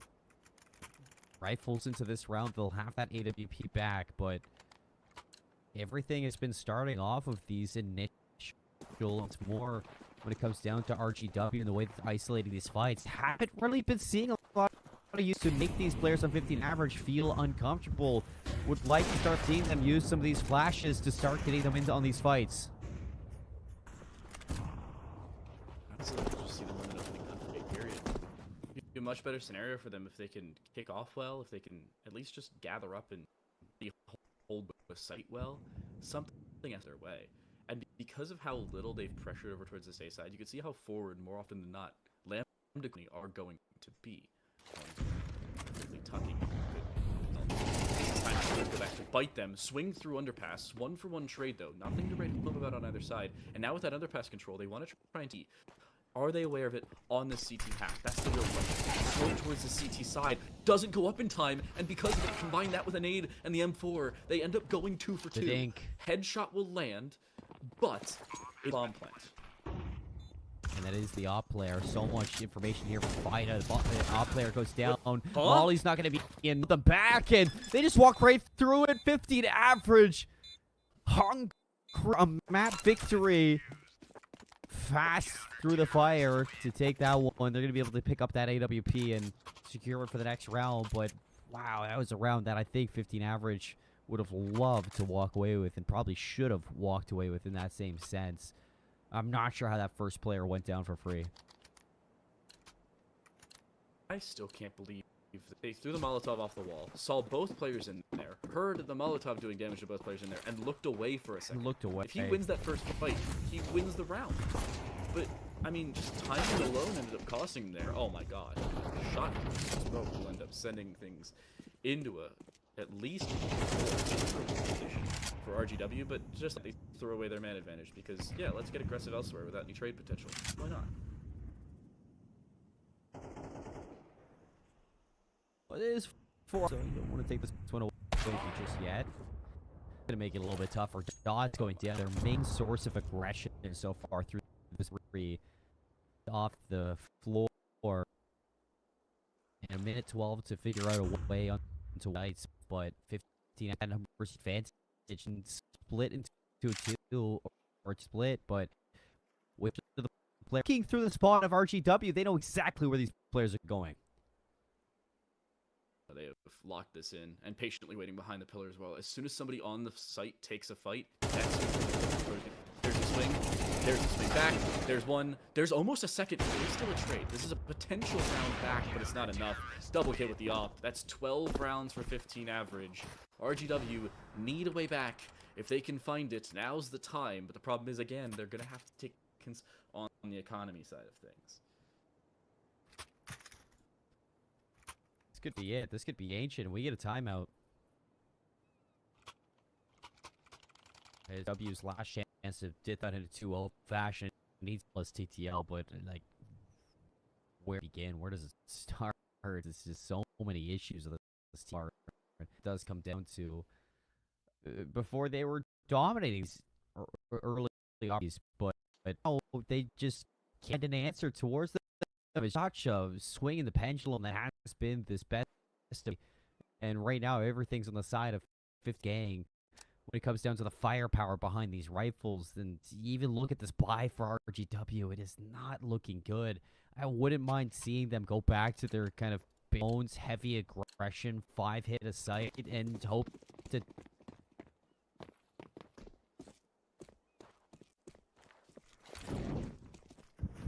Early opening required.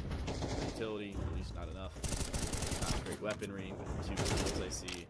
And more importantly, at least for 15 average, they have seemingly everything in the world. Walking through mid, still losing the opening fight though. Very good start for RG. Looking for a second move mid. Oh my goodness, missed opportunity. But B site is very well defended. Molotov and players patiently waiting here, and the op will step up for one. A second from help behind, and more important, they're going a different direction towards A, but they've already given away 2 players to do so. Yeah. Towards the side, he's gonna go. Suddenly, you're not as comfortable for where you want to go. There's an average stepping immensely inside of this game, but here, this player, Last Niz, being the busy AWP, multi-frag, now looking for do it again. These players just on the other side of Beacon. Shot's gonna miss. Now he just gotta dance. They know he has the op. They're able to run down. To follow. Player has to back up. Well, this flanking right away. They have no idea, but now they do. He sprayed. He gave himself away. Get the kill. Good swing and good kill. Already a 2v1. Op has been traded out, though. It is no longer an op waiting on the other side of the smoke. It is an AK. They've swapped out. The problem is they're already low on HP, walking straight through, not even clearing out the boost position. Amazing round from RGW. Going from 5v3, which should have been a definitive round, to what was a 3v3, but they end up mitigating some of the damage, and they pick up that 9th round. One back, they could send things to OT. I mean, his team's just got some kind of magic in them. RGW, they stay alive on Anubis.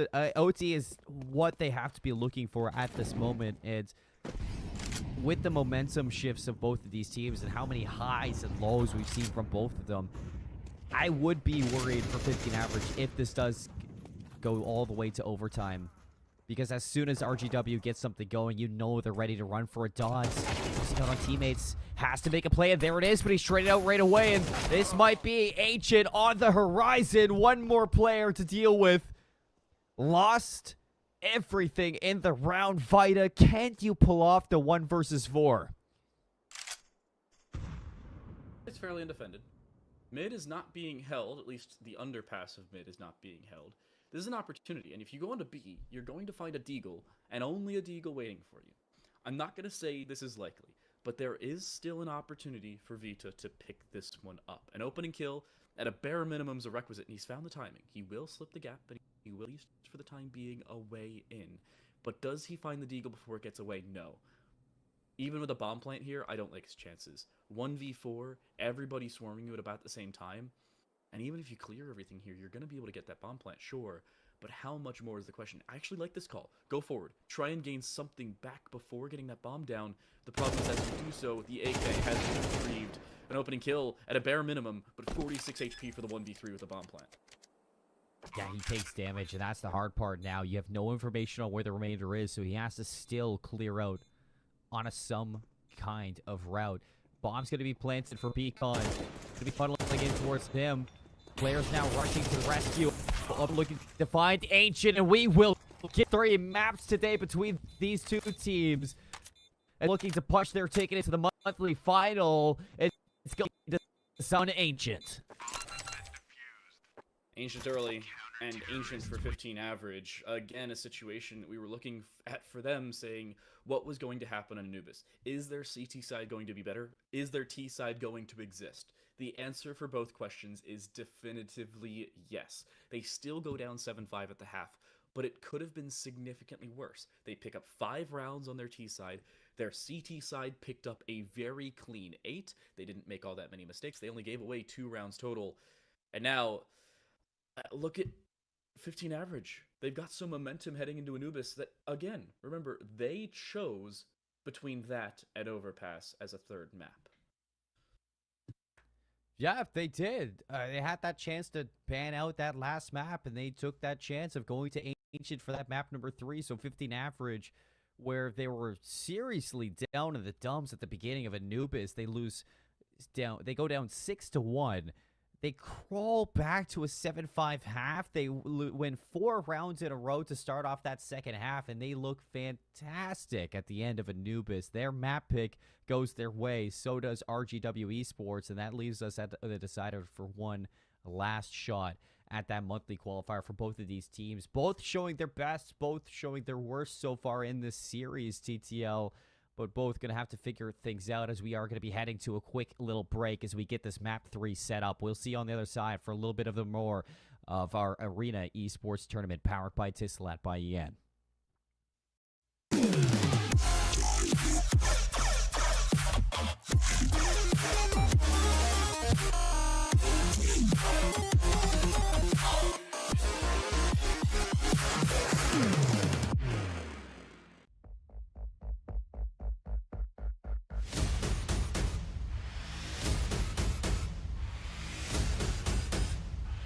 Let's do this, Abu Dhabi!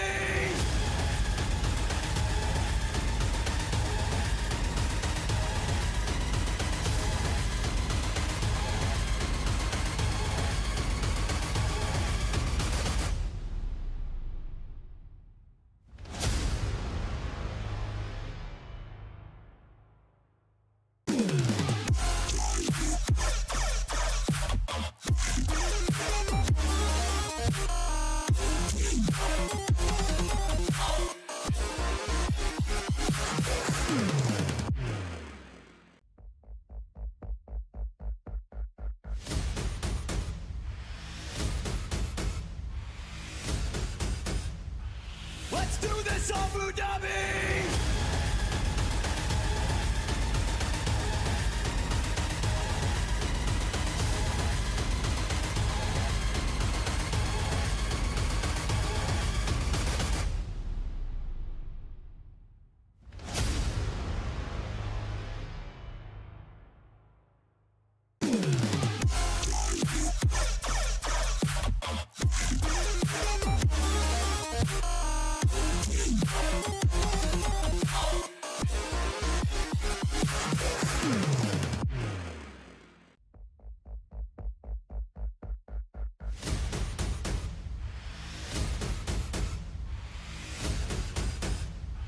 Let's do this, Abu Dhabi!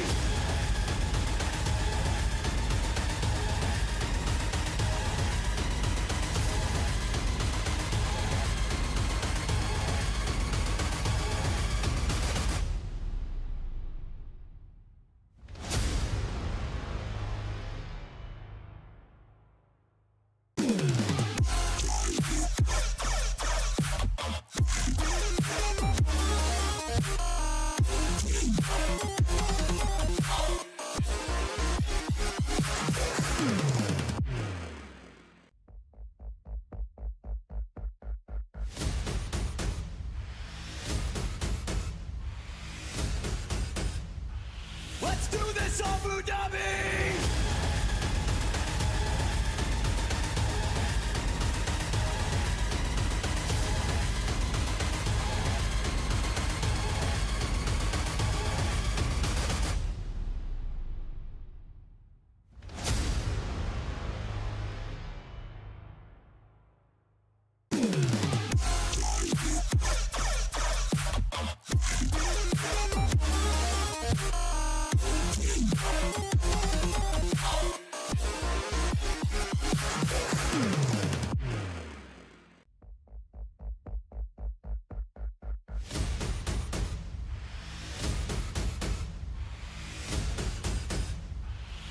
do this, Abu Dhabi!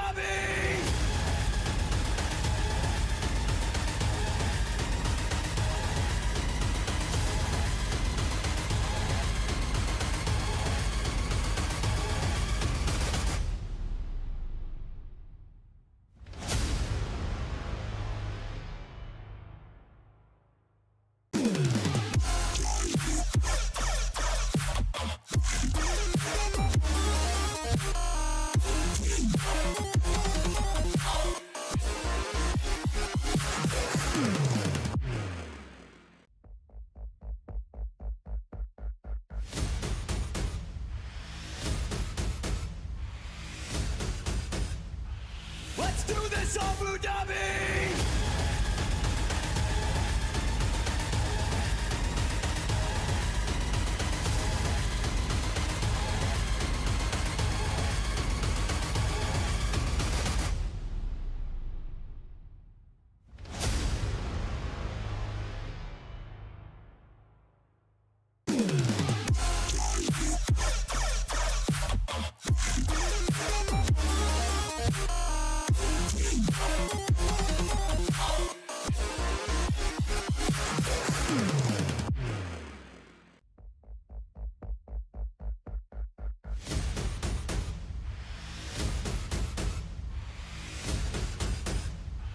Let's do this, Abu Dhabi!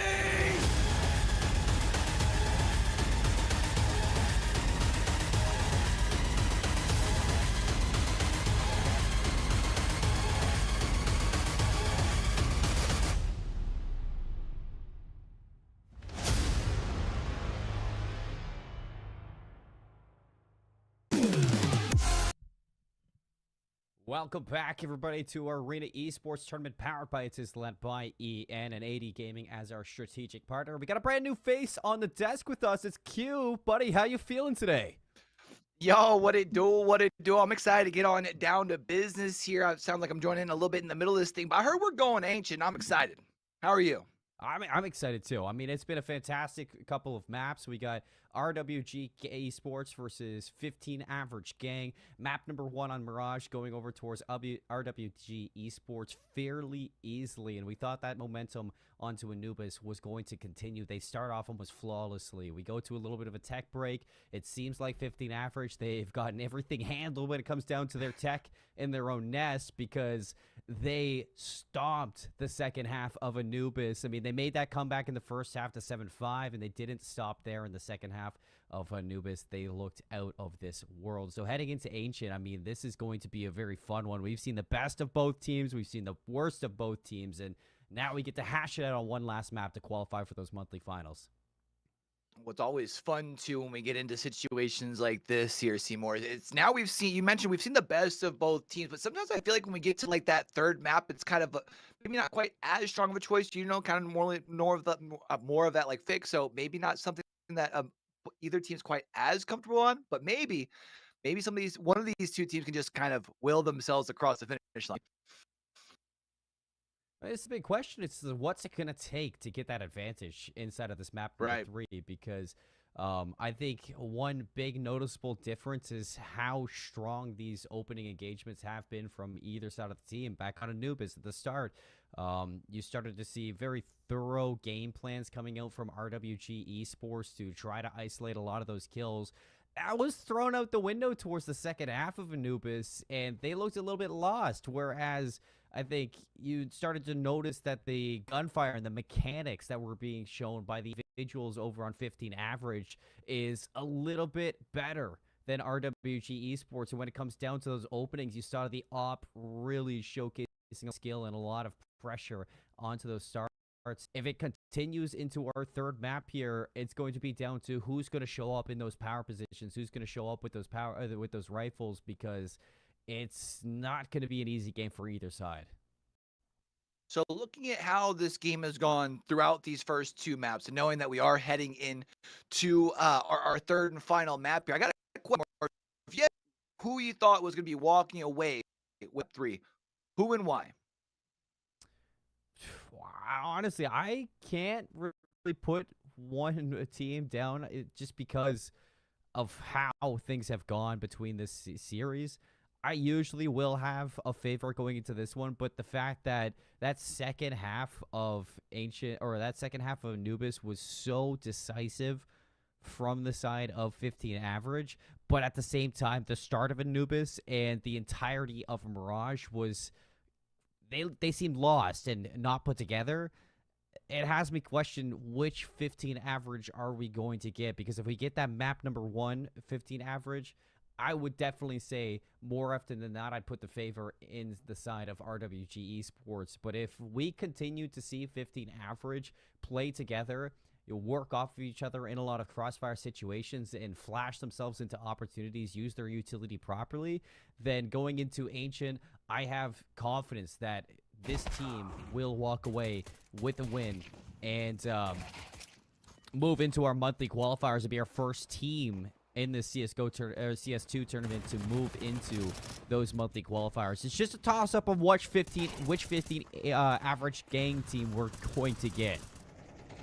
Yeah, it seems like it's been a little bit of a Jekyll and Hyde through the first 2 maps for them here. So it definitely feels like for them the most important thing will be getting off to the right start. You know, we did see, of course, obviously they had the stronger finish here. We had seen starting off on some of these highlights going on here. RGW Esports was off to a good start, and kind of like that story that you had mentioned there. So I'm going to be kind of interested. I feel like the big thing for 15 average here is you've got to make sure have to have a very strong first half. And while I know that sounds like a very easy thing to say, I feel like especially just because they've had the ups and downs, they've got to make sure they've got their best foot forward.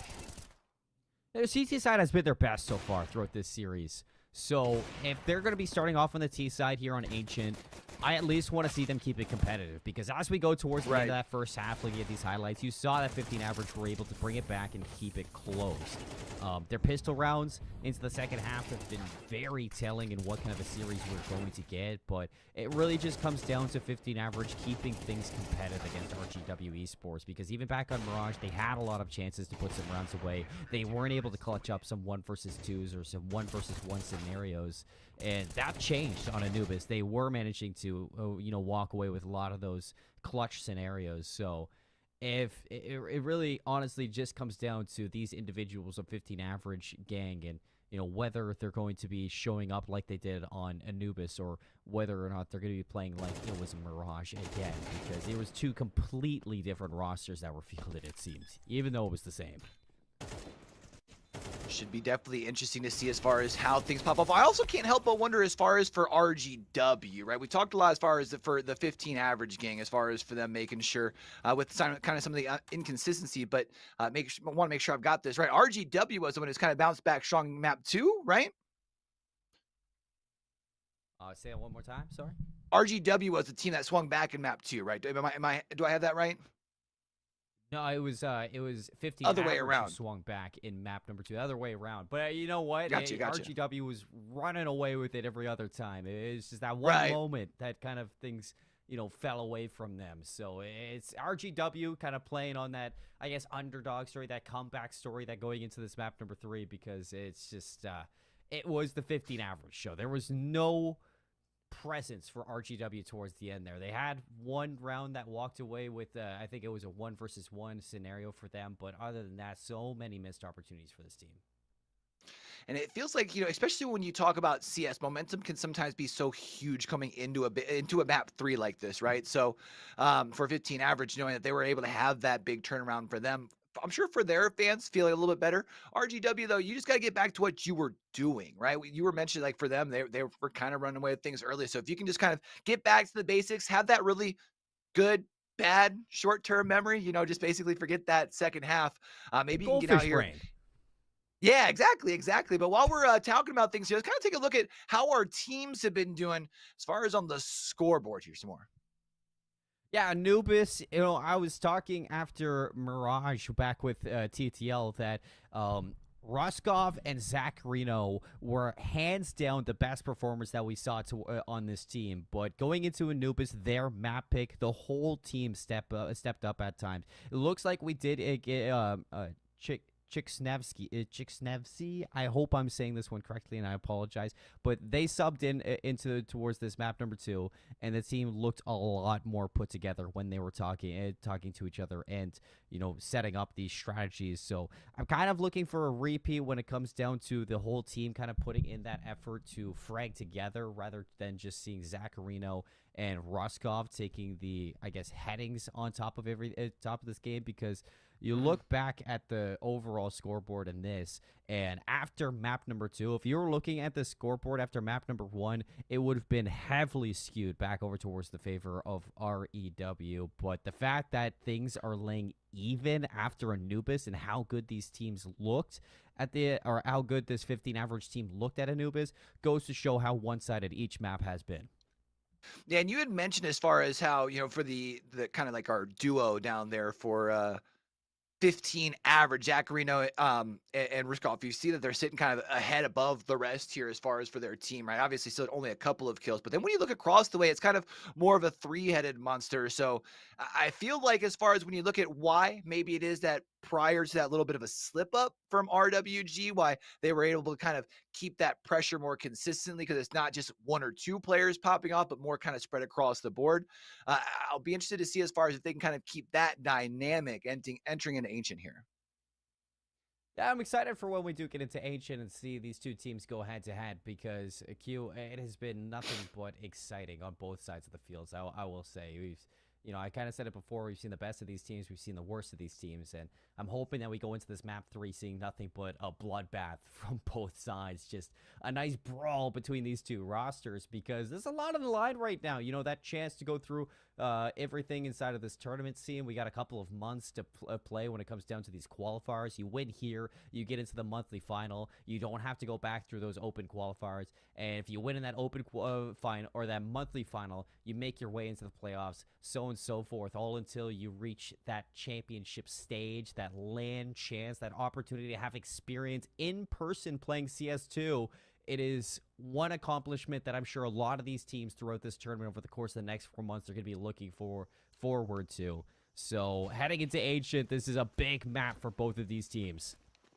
Well, let's no longer just talk about it here, Seymour. Let's go ahead and be about it. Let's go ahead and head on off to Ancient. We know that these teams 1 map apiece, and now it's going to be a race to see who's going to be able to take down Ancient here and be able to walk on and continue moving forward in this month's kind of competitions here.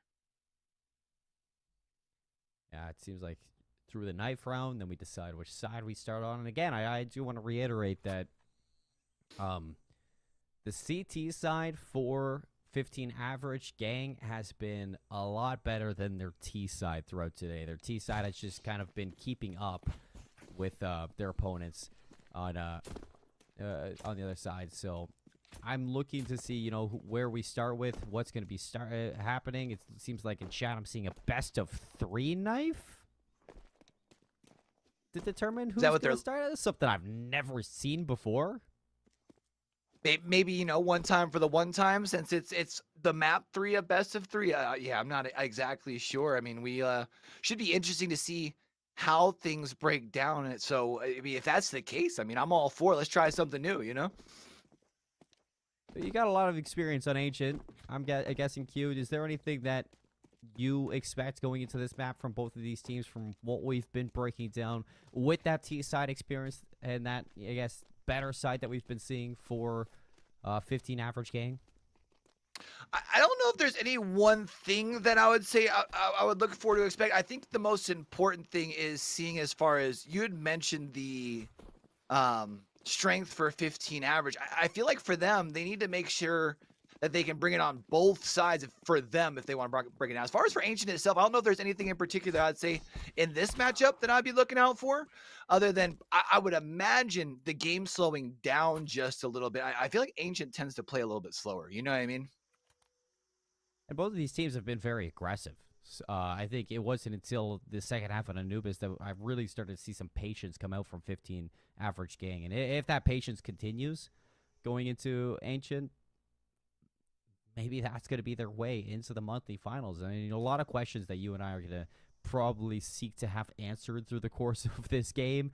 It is one last chance for these two teams to start off this tournament inside of our arena tournament powered by Etisalat by EN. Inside of the monthly final, Ancient is going to be the decider of this best of 3. Loser goes to the open quals. Winner moves forward. So let's see what these two have to offer, as it seems like we're just going to be getting into this pistol round very shortly. And I'm excited to see it. Looks like we got RGW starting on the T side as well. Remind me, you said 15 averages. CT side has been looking kind of what's been carrying, or their T side? I'm sorry. The T side for 15 average gang has been, in my eyes, a whole lot better. Sorry, the CT side has been a whole lot better. Back on Mirage, I think that's where we saw the best out of this team. Back on Anubis, we definitely saw the better side on their CT half. We started to see less sniz than the AWP. Definitely step up and start to find, a leg up over a couple of these players on their opposing side. So, gonna have to see for RGW if somebody can, take out that sniper and battle for that. Luckily for Ancient, I wouldn't say it's going to be the biggest issue when it comes down to that AWP. I say compared to Anubis, you're looking at Ancient. There's a lot more, there's a lot more ways you can work around an AWP on a map like this. So, hoping to see if RGW has taken that time in between maps. If he's having a lot of times to kind of discuss things through. I want to see what changes RGW are looking to make to hopefully walk away with this. Yeah, I mean, especially if RGW's, kind of been seeing how 15 averages CT kind of has been, kind of carrying that scoreboard the way you were talking about there. They know that this first half's going to be big for them because right now 15 average is going to be starting over there, it looks like, right? Oh, no, we're actually going back to the knife. Is it a pistol? We're going to the pistol or knife. Now I'm confused. We're going to the pistol, right?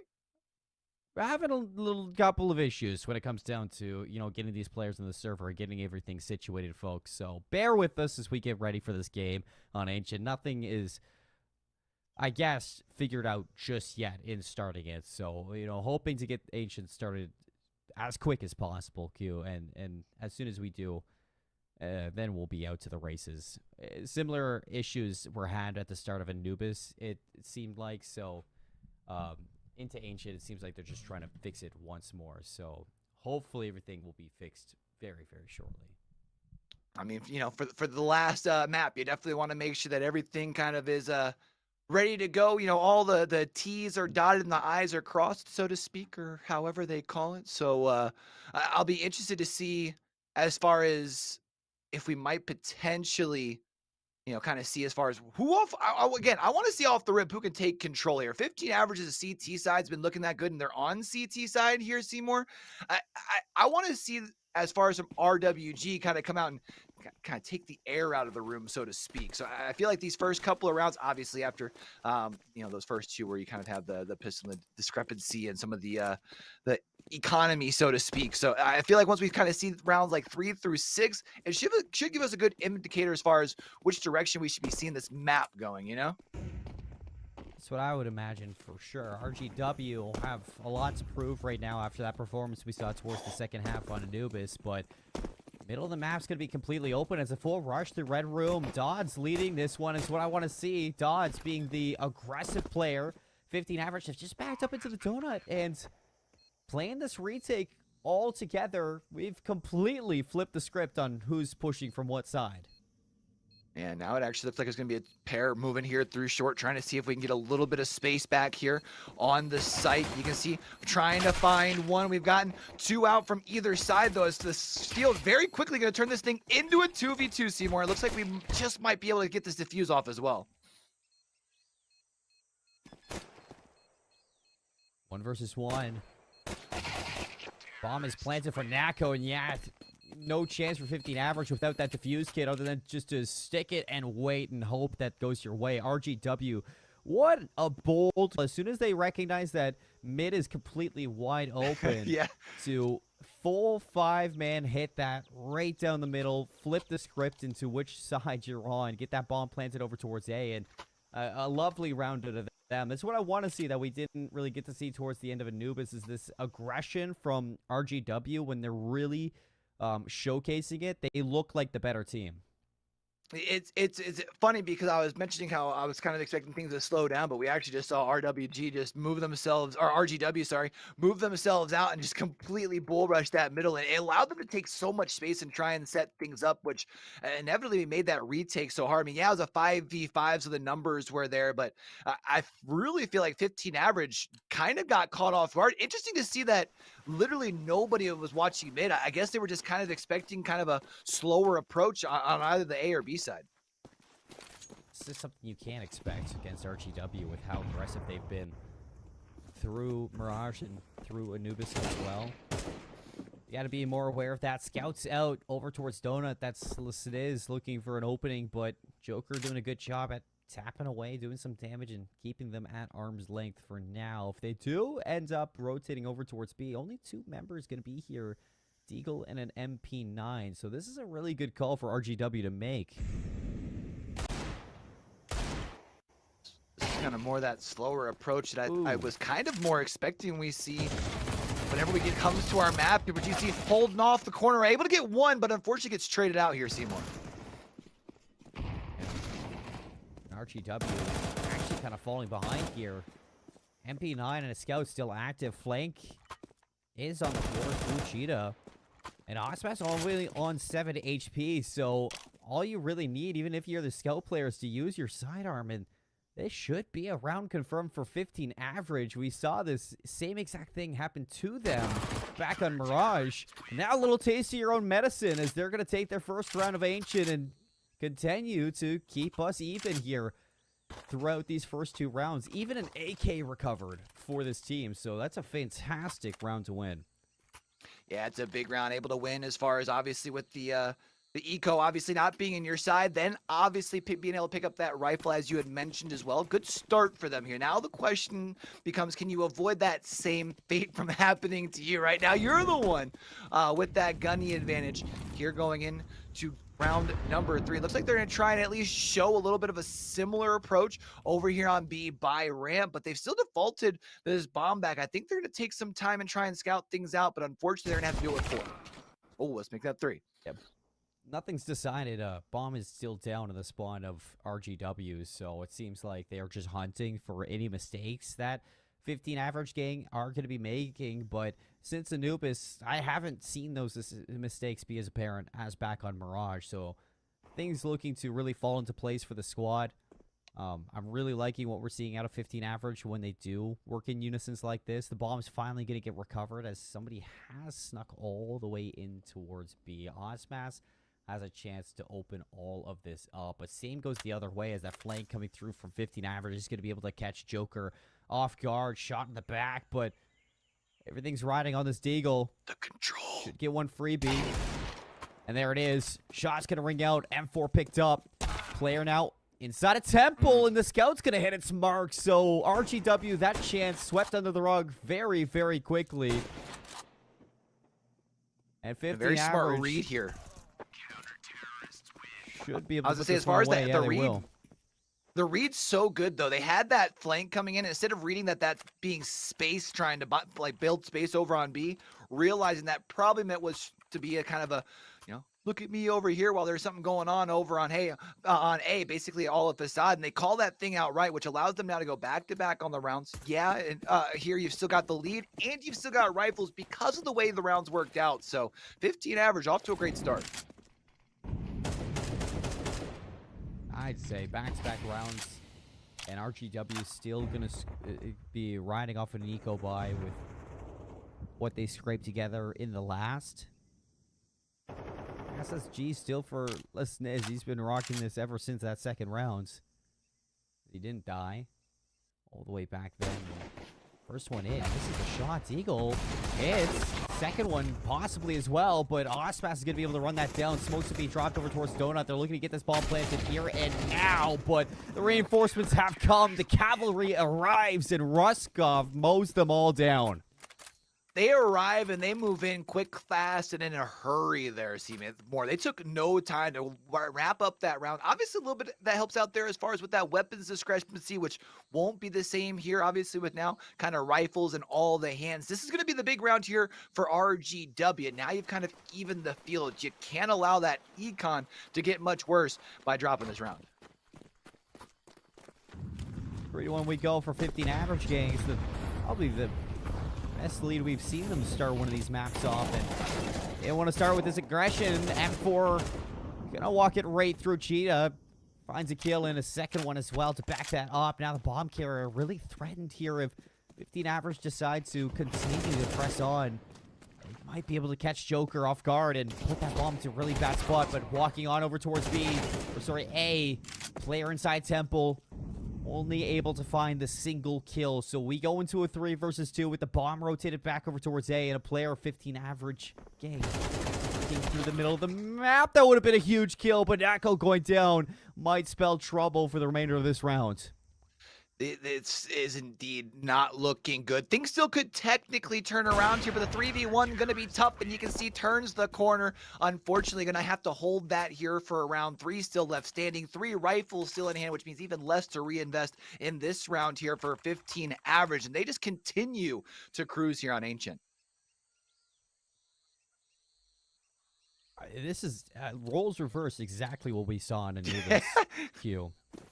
I'm not even joking. I mean, RGW only with the 1 rounds, 15 average, up by 4. Quite a mirror of the beginning of our map number 2. So if history repeats itself in a mirrored fashion, should be seeing RGW look to turn this one around, but they need to start to step up in a lot of ways. Flashing up for Zach Arena, M4 backed up behind him. Wow. Gonna lock down a quick 3 kills. Nice tap away from the rest. Slam to core. Nice shots here. Recovers a Tech 9 too. Just on top of it all, we go 5-1. It's almost like insult to injury. Like, instead of handing over the rifle, you're just handing over the secondary. So you're making them stronger while, again, making it so they don't really have to reinvest more here, Seymour, which is going to spell trouble. Now, the good news this time around, as far as for RGW, they do have those rifles back in hand here. It feels like this has to be the round that we at least start to see something a little bit different from RGW. Even if you don't necessarily win this round, you've got to make the rounds closer, because as of lately, they've been fully in favor of 15 average. I like seeing things like that from Joker and Osmas right behind to continue trading.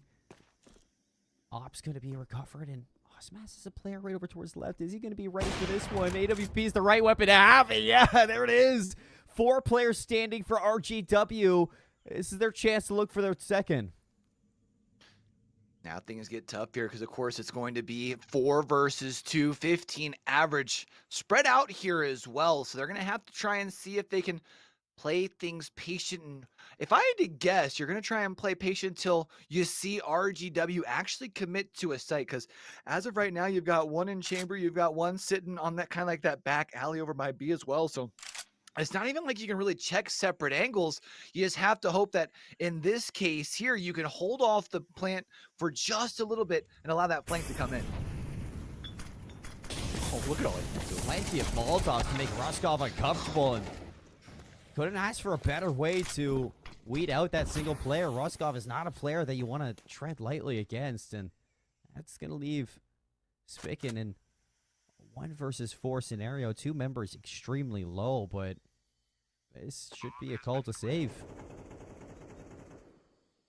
And sometimes, you know, the right decision, not exactly the most fun decision, but yeah, I mean, definitely want to make sure that you can just save here. Maybe see if you can catch an exit if they happen to go more back towards the T spawn here. But I feel like you play it safe as the last alive. I mean, you're still sitting pretty. Of course, as I say that, we actually see moving forward, going to be able to get 1. Going to try and see if maybe we can send out the orders to get the second. I don't know. They realize there's 1 around the corner. Beautiful snap. Not enough time, though. No way. No way. What? What? You can't let that happen at all. Sticks the defuse. He doesn't get the rifle, but who cares about the rifle at this point, Q? Yeah, I don't understand. That's a tough I one don't know there. what to Feels like say. that should have been around for RGW, and understandably, after seeing that, we are going to be seeing. Oh no, I said understandably, but it's actually CT taking a timeout here, our counter terrorists. So interesting to see them take a break here, even after winning a round. I wonder if there is something that they saw as far as in their setup that they want to address before heading into round 8 here. I mean, there has to be. You can't go into a 1 versus 4 and lose that. Yeah. That should have been a save for 15 average, but instead, Spicken, who back on map number 1, Mirage, finished it off with only 4 kills across a 13-6 loss. So I would ask for a member, especially him, to step up on some ways for 15 average gang, and that exceeds my expectations completely. 6-1 for a 15 average, a heartbreaking loss there for RGW. Joker is going to open up this next round with a opening kill, but 2 members down extremely low for RGW Esports.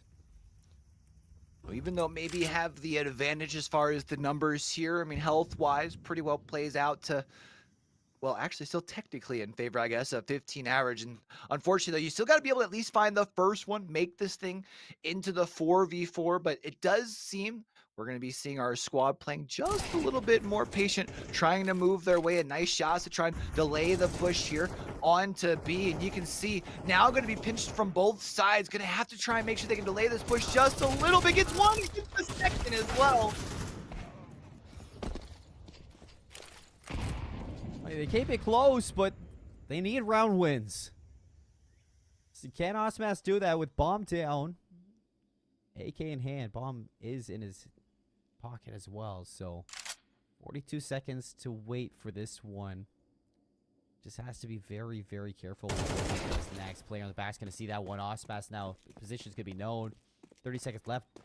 Don't mind this call to just completely wrap around.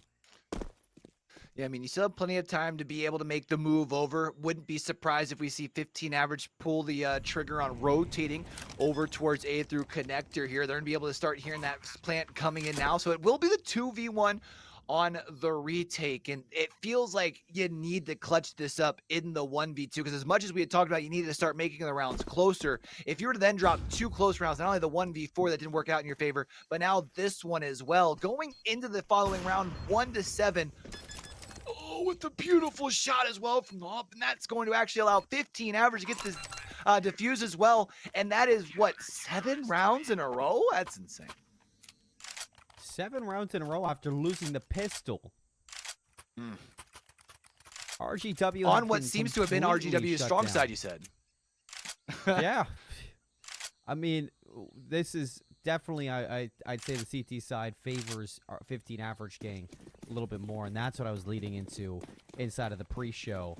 But RGW, in the past, I mean, their T side has looked very thorough, but here, they're keeping it scrappy, and they're making it competitive for sure, but I don't want to see it scrappy and competitive. I need to start seeing them look a little bit more composed, looking to get a little bit fancy over the top. The jump peek into the spray is not going to hit its mark, and these initial kills, just one by one, they keep falling. Lesniz is here with Spicken right behind him. The AWP crossfire should be a brick wall. See, trying to hunt But down the instead, last Lesniz is going one. to burn to death. Oh, that's going to at least give them a little bit of space here. But they do got to figure out which direction they need to move because you do have one player starting to slowly kind of close this distance, holding this angle, trying to see if they can at least find the first of the 2. They do still have possession of the bomb here, but I don't know if they know which way they want to take this thing yet. They do have plenty of time, still 50 seconds on the clock, but you got to start making a move soon. So much information that this isn't an A hit is happening right now. And last time Spicken made any noise, it was a kill in through Cheetah. So they really have no information on what to do here, RGW. They just got to take a gamble at this point, and going to B is really the only thing you can do. With 25 seconds left, full setup from Roskov over towards A. 1 versus 2 on B. This bomb needs to go down, and it needs to go down now, but you need very high alert teammate to stop from Spicken from looking into this one, and it looks like it's going to be down to retake. Nako gets this one. It should be it, but there's the opening. No! That's the opening that they did not need over on that RGW side. Now going to be a 1v2. You have been able to locate once. You need to make sure you can win this first engagement. Not going to be the case. And 15 average game continues to run it up. Has now turned 7 in a row into 8 in a row. Yeah, it's been... I'm not sure the round difference from when we went to Anubis. I'm trying to think of how the games went, but since the second half of Anubis, I want to say RGW haven't had more than 4 rounds gained. Maybe even less. Maybe a little bit more than that. I'm just spitballing here, but it hasn't been a lot. That's what I'm trying to get across the board here. With 8 rounds in a row for 15 average gain, this team, this confidence is spewing into their game style. And I need to start seeing a little bit of aggression being shown from RGW, which they do. Trades will lead this into a 3 versus 3, but with that, they bite a little bit more than they can chew, and they need to stick to their guns here. They will. 2 kills from Nako and his teammate. And just this into a 1 versus 2. AWP in the hands of the remainder player. Cannot give this one away for free. Was trying to find a heady through the wall there. Unfortunately, not going to be able to get that. So, of course, with the AWP in hand, big risk, high reward sort of scenario. But, of course, going to need to change. That actually does change out for the rifle, but only gets 1. So that is going to be a second round here now for RGW, and they're able to save the AWP as well. This could potentially be the catalyst. This could be the turning point. But if it's not, you need to make sure you at least grab yourself a couple more rounds here before you start to let that thing slip back towards 15 average gang. Well, Q, with CS2, now that of it being 1st to 16, it's going to be 1st to 13. And that being said, 8 to 2.5 means that you've guaranteed at least a 4-round advantage at the end of this half. So I think RGW at the best, you're looking for an 8-4 finish to this one, but it's got to be a big turnaround. And so far, so good. Early engagements are going to render this one into a 4 versus 3. And what's kind of been interesting is even though they've struggled with the push on to B consistently, they've continued to stick to their game plan, and that just might be crazy enough to work. So I would imagine for 15 average game, there's got to be some sort of thought floating in the back of your mind that at some point they're going to try and switch things up, and really they haven't, right? Except if they're going to push over to A, it's usually through B. So lovely round there from RGW. They play their trades over towards B, expect the aggression inside Cheetah, get their kills. They use their utility to isolate those engagements as well. And, you know, I think it's just 15 average game. That confidence starting to punish them a little bit in some scenarios. So it's 8-4.5 is very possible for RGW Esports. And moving over towards the CT side of Ancient, an 8-4 finish.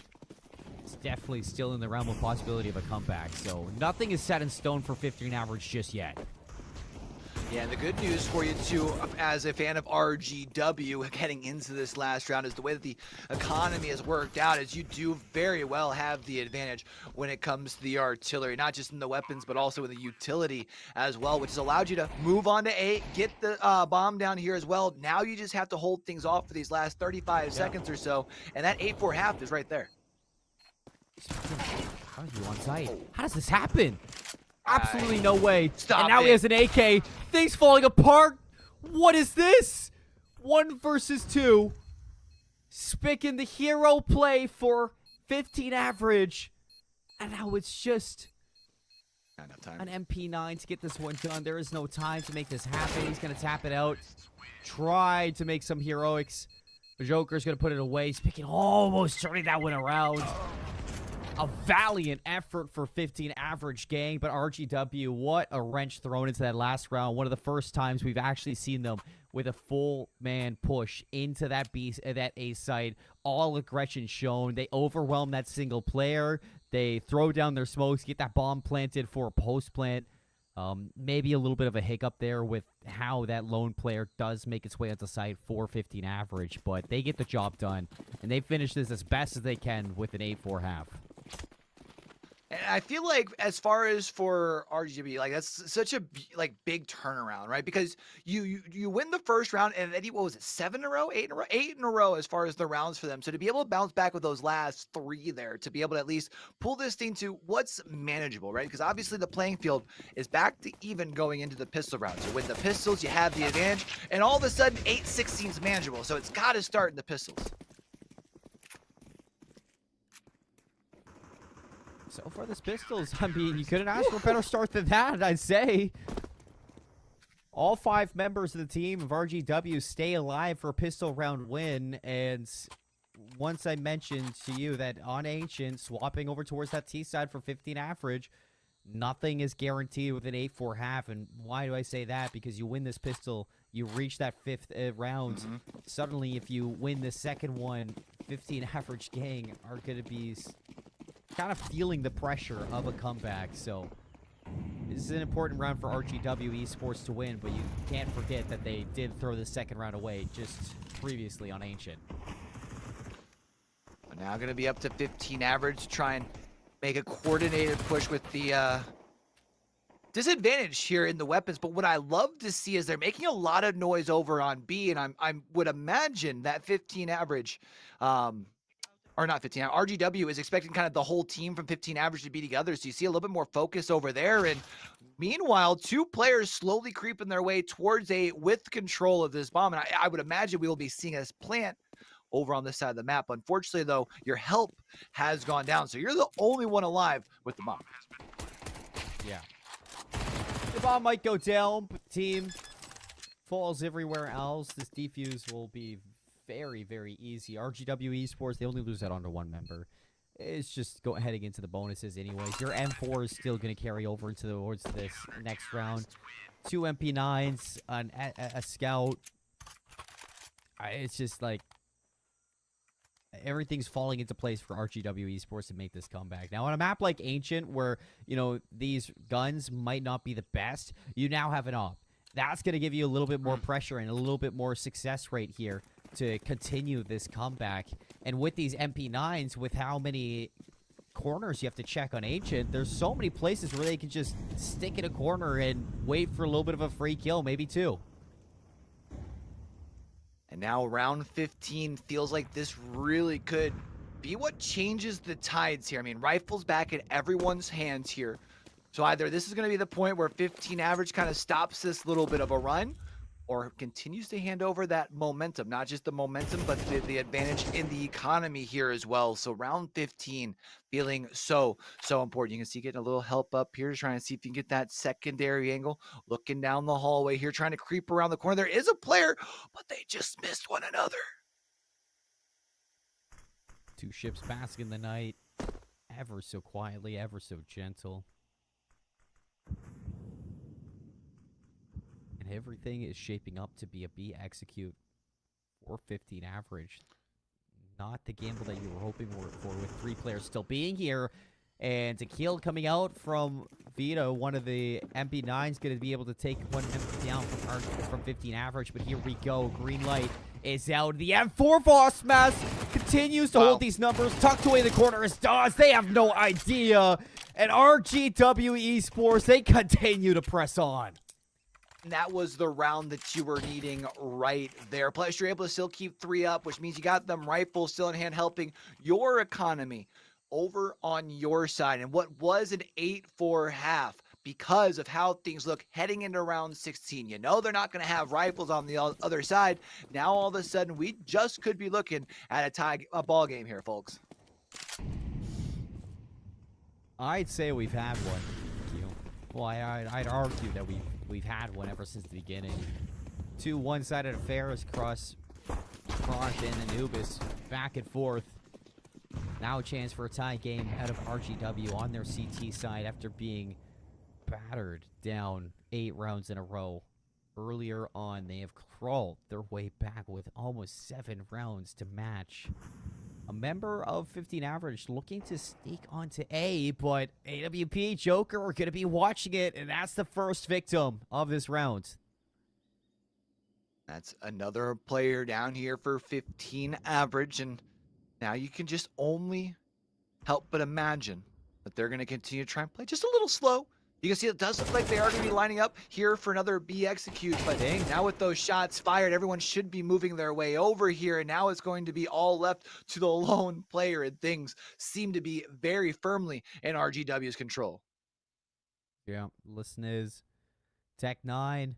You know, this player is very, very weak. Did get dinged, and cleanup's going to be there. AK now looking for members over towards the CT spawn, but nobody's going to be spotted just yet. There it is. Bomb should go down. 30 seconds turned into 40. And here comes the rest of them. 1 versus 5 opportunity for Lasnes. Can he get it done? Stuck on this pillar. Bit of room to work with, but not too much. Tagged by the op through the wall. That is not what you like to see if you're a 15 average fan, hoping that that 1v5 may have happened.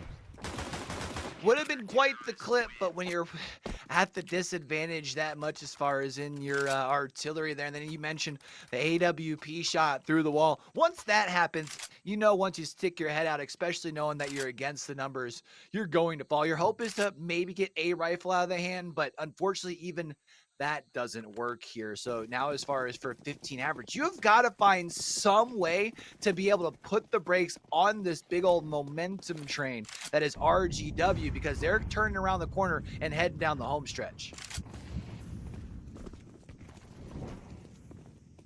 Big swing game right here. Rifles for both teams, and out to the gates we go for 15 average. The most aggressive we've seen out of them. Spearheading this opportunity still is the op, and GW are backed up in towards Donuts. Smith is going to find the kill into Joker through the smoke. The bomb planted. This needs to be a quick retake. How do they work their way out of this, though? They will have one member flanking, but lots of eyes going to be watching the flank. Oh, another one's going to fall, but that's actually now going to give those that advantage back over to 15 average game. This was the round that you were looking for here to be able to try and get a little something going here, and that should be potentially around here for them. And obviously with the call to save, again, sometimes the right call, not exactly the most fun of calls, but you can definitely understand with where we're at in this game right now why you'd back down with those 2 rifles and surrender this round. And 15 average, and they pick themselves up their first round of the half here. Pick themselves up on their tippy toes right now. I mean, 15 average needed something to stop that one. That was almost 8 rounds in a row to match theirs earlier on. That would have been a lead back towards RGW Esports for the first time on 8 since their pistol rounds. So that was a big deal. Stopping that momentum, stemming the bleeding for now. And see if they can continue to do that for 15 average's sake. The other side, still with the op. Joker continues to ring off kills. Down over towards this A site, locking out 15 average from moving to that site. In the middle of the map, Ruskov finds an opening, but it does look like the re-aggressor in the middle of the map might be a player looking to get some eyes on in through Cheetah, but lots of patience and lots of respect being shown at the moment from RGW Esports. Yeah, RGW still making sure that they're, you know, playing disciplined here. Hearing a little bit of noise in that middle lane, but not wanting to completely break away from where they're at. I mean, hey, if you're in the middle lane, you can stay there all day. You're not planting Somebody that slipped thing there, through. but we can see they have moved their way here through chamber and into short, and that gives them access to A. And with that elimination here as well, they've got all the room on site. All the room, but where do you go with this bomb? Yeah. You plant it for CT. That's the call. And you hope that your gun can carry you to this win. Both players stacked on top of each other. Would be able to expect this around the corner. You do not, and Naka waiting for that aggression. A lovely, lovely read coming out from RGW Esports. Continues to keep this game even. And can understand the aggression there versus sitting back and trying to be the one that's already standing still. When the player rounds the corner there, you want to try and hope to catch them off guard there, but unfortunately not able to let off any shots. And all of a sudden we are back all tied up here at 9. And you do got to be a little concerned, I feel like, when you look over at 15 averages econ here, because we're heading down into these meat and potato rounds, the rounds that really count here at the end of the game. And you'll lose yourself another round, potentially two here. We're at some problems on the economy, which could potentially give RGW a very free round at a point where you do not need to be giving that up.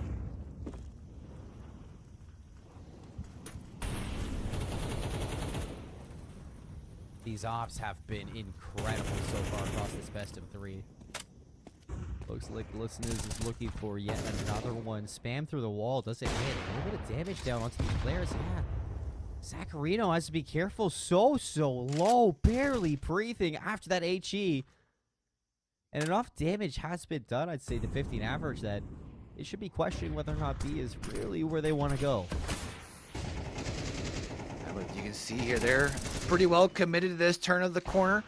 That's going to get them one from Vita. Was looking to see if maybe a second might pop their way around. I do believe that's actually their AWP there, so you want to make sure you're not bound in the crosshairs through the smoke, but it's going to step through the smoke regardless here. Now all of a sudden, one player left for 15 average. Dodds is never afraid to walk through these smokes. I think that's what I've really gained from the RGW team.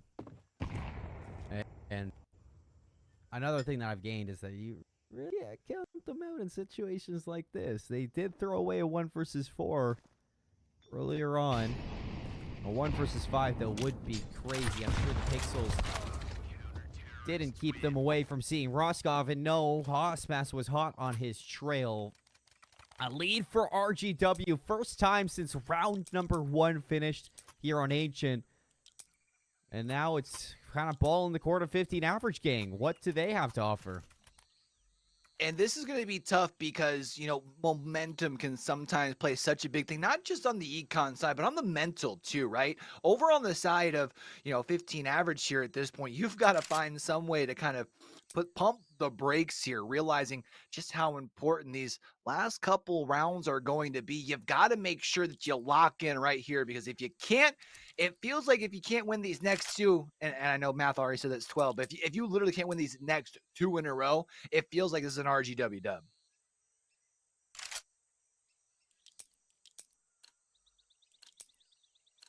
A 15 average, they fought tooth and nail to stay alive in this series. The comeback on Anubis was incredible, but have they lost the wind in their sails? Can they continue to keep fighting against the CT side? The struggle has been anything but exciting for 15 average gang fans, but lots of aggression through the middle of the map. RGW showing no respect. A 3-kill frag for Osmas, spraying through the smoke. 3 members just standing there, and that should be the round here and now, giving up. RGW in a fantastic space to find their 11th. Oh, man. And now it's going to be all left to just your one, and, I mean, they're going to have to retreat back and find some way to play sneaky, maybe at least get yourself a bomb down to at least be able to kind of force people your way. The only bad news, then obviously that gives away your location, and you've got 57 seconds here to figure out which direction and how you're going to pull off this 1v5, because if you don't, I do believe they're going to be going into this next round very much underarmed, and that could potentially very quickly turn 10 into 12 and have them on that point. Osmas with 4 eliminations that round. Doesn't get the ace, but he makes it look so damn good. And 15 average gang. I mean, you lose here, you give up series point. 12 on the horizon for RGW. And what did they scrape together? Mac 10s, Tech 9s, a Deagle, and an AK. 1 AK. Like, this is going to what, be... like 4, 5, maybe 6 flashes across a couple smokes. This isn't good here. I mean, they kind of into Dodds. Yeah, I mean, they kind of have to play quick, right? Just because of how they're armed up and manned up. I mean, you need to kind of play aggressive and push up in, but you've already been met with some resistance on B. Yeah, Dodds. I mean, you've gone away with it before, but that's egregious. I think you can walk through that smoke yet again and think they're all going to be turned around. But Vita, who has had a troublesome game so far on Ancient, here's his opportunity to maybe turn it around. Doesn't get spotted by the player. in towards this B site. The interior is going to be locked down, though, by player from CT spawn. And now Joker's here with the op. Every angle being watched. Joker's so hesitant to take this shot. And 15 average just falling to pieces on Ancient. And this is tough, and you can see now it's going to be, they have been able to find themselves 2 rifles here, so they have at least been able to upgrade their artillery here, but oh, hold on, that makes this now a 2v2. That should allow them to get this bomb down here as well. They are going to have to worry about a potential flank here coming in from that lower side on B, but if you can watch your angles, this might be the round you needed. They don't even count for the player still in CT. 2 players on site now. Here comes the retake. 1 to stick it, 1 to shoot. The Molotov's going to be blocking them off as well. HE, they smoke off that bomb. Nade in the back just chipping away at Lamb Decor. He was not able to get there in time to stop that defuse and not able to get the kills even towards the end. So 15 average gang, they are completely down in the dumps. Now, at least the good news for you compared to last round. Obviously, weaponry looks a little bit better, but you have ran out of extra lives here. Serious point across the way for RGW. 1 round away, and the way that they've been cruising, the fact that they've get a couple of cracks out of here does not look good for 15 average. Oh, And no. Joker's having a field day with this op. Give them all 5. Why not? The sniper's doing the work. Not going to be able to find anything more. Ruskov's on site. Nice shot over the top. Clips off the head. The teammate here with them, but is it going to be enough? 15 average, facing elimination from his invitational, and it will be RGW moving forward to our monthly final with a win on Ancient. All the distance we've gone here inside of this first series. It's RGW to walk away on top. And remind me, at one point it was what, 8-1 in favor of 15 average? 8-1. And then RGW, step after step, round after one, continues to just dig in, takes the lead, and then when it matters most, really flexes in the back end there to be able to qualify for that monthly finals. Big old hats off to RGW. Yeah, that is one incredible performance from this team, really showcasing the composure of these 5 players. I mean, heading into today, we had so many questions on, what to expect between these two, but I think one thing is for certain, I don't think this is going to be the end of what we see out of 15 average gang, and this is only the beginning of what we get from RGW Esports. They walk away 2-1 as we look at this final score, taking Mirage 13-6 and walking away towards the end with a monumental comeback on Ancient. Anubis may have fallen through their fingertips, but Q, RGW, they cannot be disappointed with the way they've showcased their game style today. Yeah, it's got to feel really good. I think it shows a couple of things. One, I feel like the mental resilience is big, right? To go into a map 3 and go down 8-1 and then just be able to pull that back has to have you feeling good for whatever gets thrown your way in that monthly finals. It shows that no matter what the odds are, you can't count this squad out. And I feel like that sort of confidence as you continue to, we see them move into this monthly final where we could probably expect the kind of bar to be raised just a little bit more. That kind of confidence is what you truly need to come out on top there. And on top of everything, CS2 has only been out for a week. These players, unless they had beta access, they've only been practicing for a short amount of time. I mean, RGW and 15 average, you can only expect them to continue to get better as this tournament goes through. And with this chance for RGW, they find themselves in the monthly finals. They have a chance to go from infinite to monthly finals to playoffs all in unified shot. And in turns, I mean, they could go 4-for-4 to make it into the championship. I mean, really, the sky's the limit now for RGW for what they can accomplish throughout this tournament bracket. 15 average, they got to go back through the open qualifier. That's not going to be easy. It's not just as simple as beating one team and moving through. I'm sure there's going to be some trouble for 15 average for finding themselves back in this monthly final in October. If they want that chance for playoffs, if they want to sneak it away for a rematch against RGW, it's going to be a long road for both of these teams, but for 15 average, it's just got a little bit longer.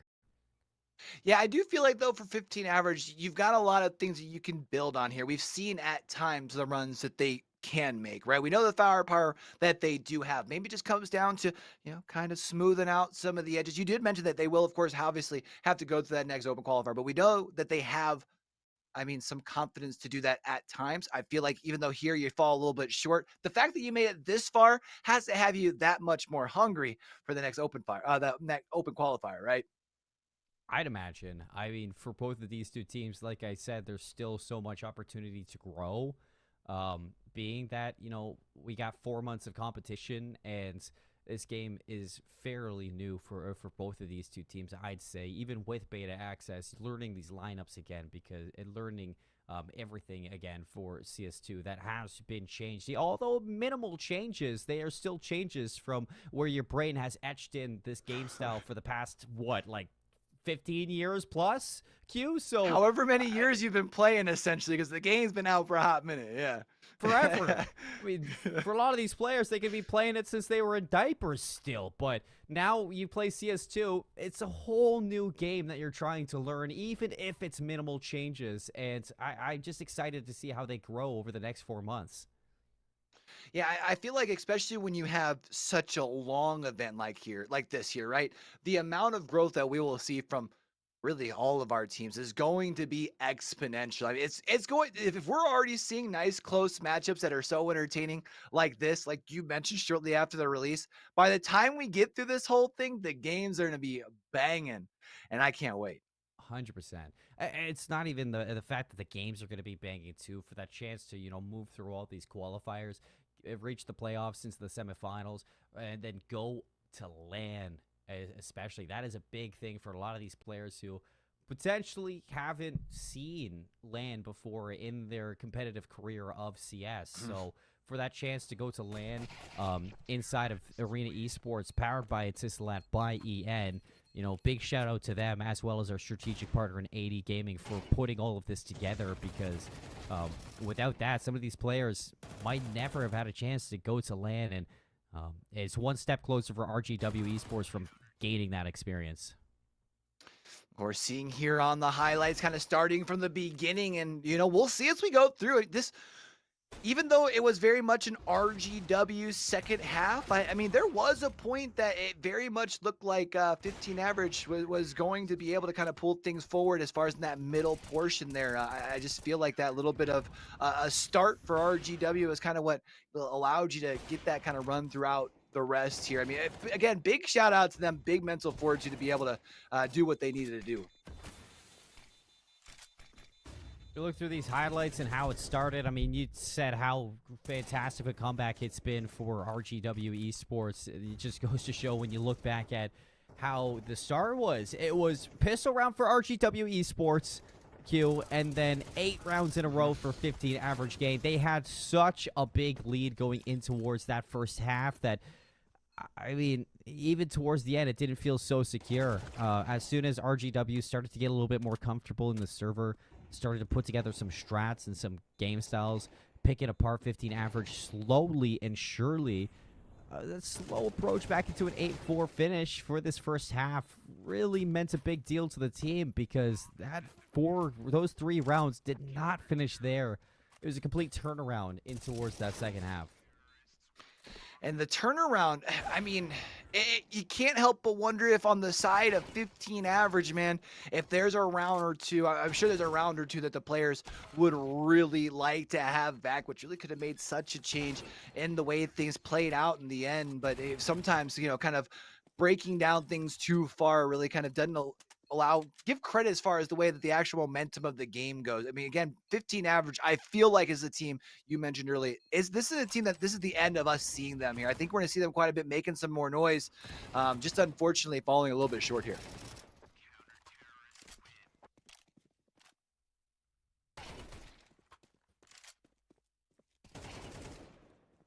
And through, the rest of this tournament for RGW, a big highlight I do want to give towards this team is how good some of these players have been, especially Joker on this op. I was mentioning Lesson Is at the end of Anubis and how oppressive it was. I was looking to see if Joker can reach that same kind of, momentum in towards Ancient. He definitely did. I mean, there were some times where A was practically untouchable for 15 average game because of him. So now here for RGW, they get to chill, right? They get to kind of wait for the monthly finals here at this point because they've qualified as far as for that 15 average we mentioned earlier does have to go through one more open qualifier. I do got to say, all right, I got a question for you though. With seeing the way that 15 average at times was kind of able to put on those runs, maybe just falling a little bit short. Is there anything in particular that you feel like is probably like the best thing for them to focus on to try and qualify for that monthly finals next time around? I mean, just continue to focus on your teamwork. I think from map 1 to map number 2, 15 average really showed a different level of trust in each other. And on Anubis, we saw them play at their, I guess, peak competition when it came down to how unified they were, the strategies that they were throwing out, the setups that they had back on Anubis. And we saw that a little bit on Ancient as well. They were really working together, but they got overconfident. They got ahead of themselves. And at some point, you need somebody on your team to really talk to you and rein it in and say, hey, okay, we're getting ahead of ourselves. We are starting to lose some rounds. The comeback is very, very possible. And that is just not something that you can allow happen for 15 average going forward throughout this. So something to talk about as we do wrap up this tournament, and as 15 average are going to be looking to push that open qualifier again. Let's look at our tournament roadmap, because monthly finals is set in stone for at least one team, and it's not 15 average. RGW won today, so they're going to be having that spot. So apologies for having the wrong logo up there, but we will get that handled, and it is going to be RGW in that position. And 15 average are going to have to play yet again through that open qualifier to have a chance to maybe get a rematch against RGW and maybe do this all again, go to 3 maps and upset them for a win this time. And I mean, the good news here for you now, if you're RGW, you've been able to get yourself locked into that monthly final, moving yourself just one step away from the playoffs, right? Which I feel like obviously the big goal is getting towards the end. You mentioned that LAN prize, that ability to be able, kind of really flex your skills in that sort of situation. So for RGW, big congrats to them. But I do gotta say, oh, here you go. Now we got that right back up on the screen for you there. But it's not over yet. You can see on there plenty of more open qualifiers, even if it doesn't necessarily work out. And the other one a little bit later this month, right? You can still potentially see 15 average here in the following months as well. So they've got plenty of bites at the cherry, so to speak. Yeah, and I mean, now is their chance to maybe reach that playoffs. I mean, folks looking at the tournament roadmap, I've been talking about how it's been a very, very long road to get to this tournament, I'm sure, for a lot of these teams. Now with CS2, you have a tournament to push all that experience and push that teamwork and chemistry maybe to that grand finals appearance. So 4 months of action. Qualifiers for each month into the monthly finals into the playoffs. The semifinals will then lead to our 2, I'm sure, LAN finalists that we will be seeing hash it out in person. It's going to be crazy. It's going to be a big finish to what has been a fantastic tournament. But Q, for today, this has just been our first game and our only game. So as we get set up and ready to finish off today, any finishing thoughts as we got to see you only for the one Ancient map, buddy? Well, I mean, as far as me, it was fun to get able to jump in kind of last second. Appreciate you letting me come along for the ride, Seymour. But I do got to say, make sure that, if y'all are watching, if I haven't already done so, hit the like button. Make sure you guys are back whenever we're popping live for more streams. Because as we've seen here, Seymour, we've got plenty of more CSGO to go as far as for the rest of this. But I think mostly just making sure that everyone's staying tuned. But Seymour, anything from you before we get out of here? Nothing at all. That's going to be it for today. Like Q said, follow, and make sure to show some love to the Arena Esports tournament powered by Etisalat by EN and our strategic partner, 80 Gaming, for putting everything together. Until now, we got more tournaments, more esports on the horizon for Arena Esports. Make sure to watch out for that. We'll see you next time here and now. Take care. Have a great night. Peace.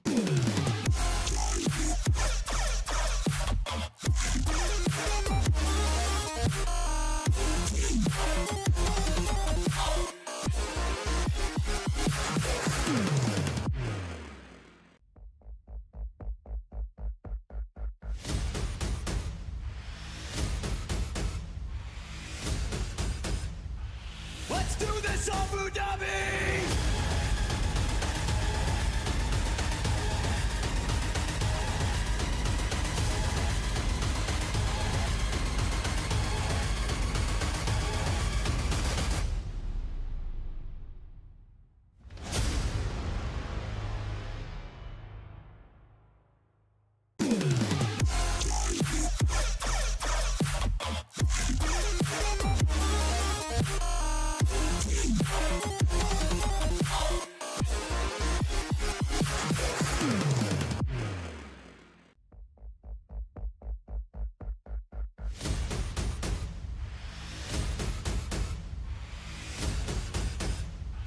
Let's do this, Abu Dhabi!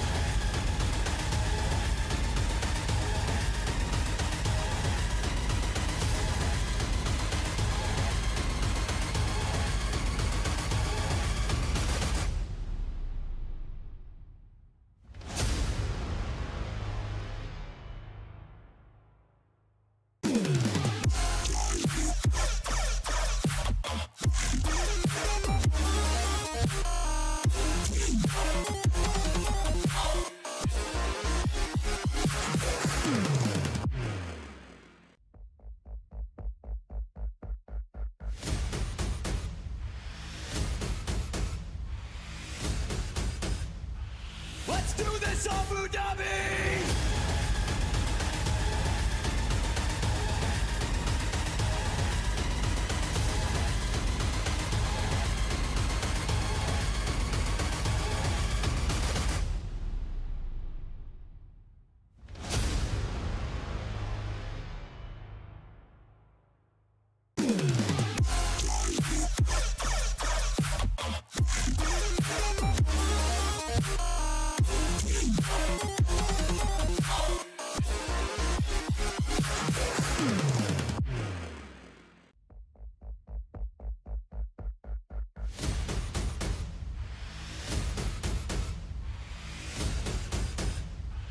Let's do this, Abu Dhabi!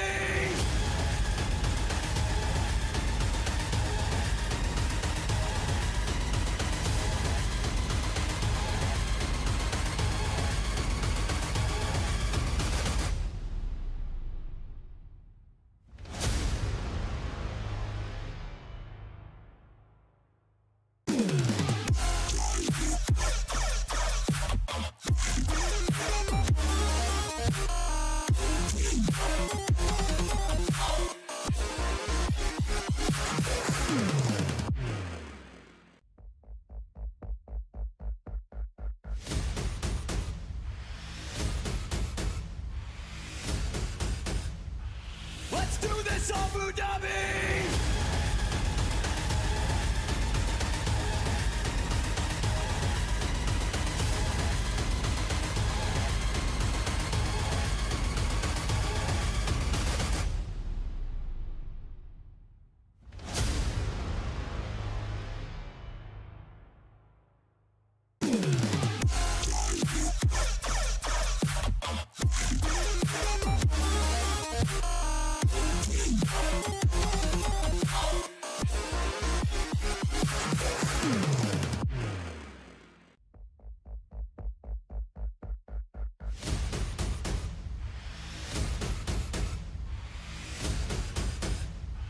Let's do this, Abu Dhabi!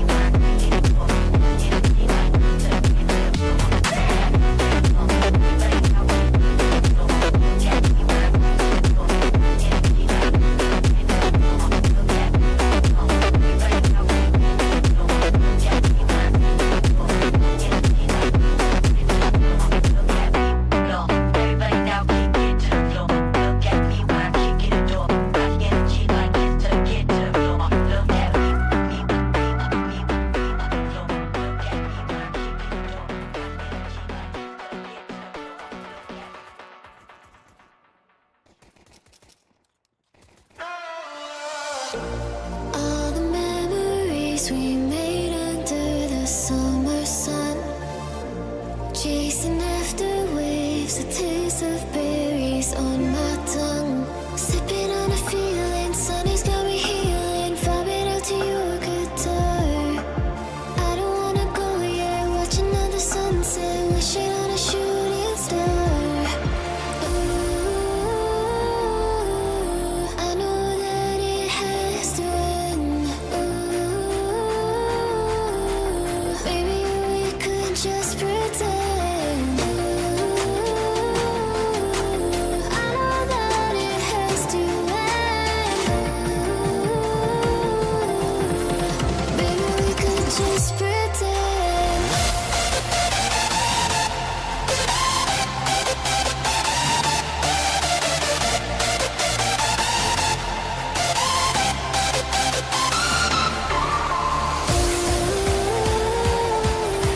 I know that it has to end.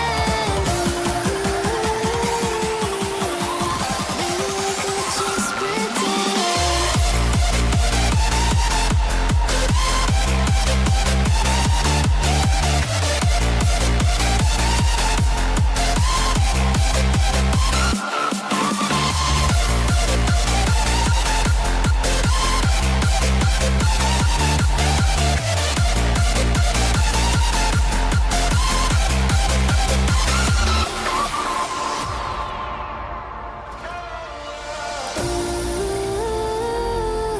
Ooh, I know that it has to end. Maybe we could just pretend.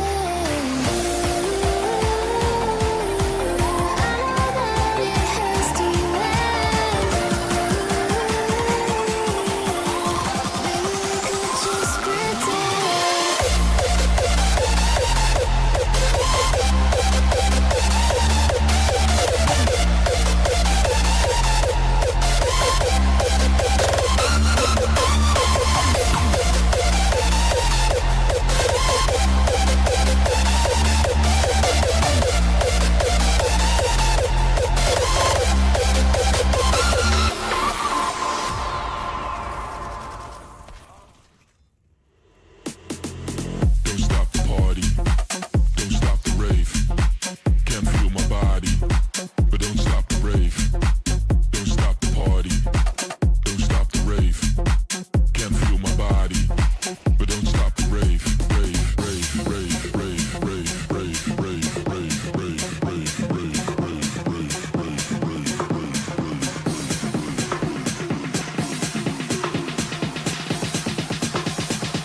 Now everybody from the front to the back though.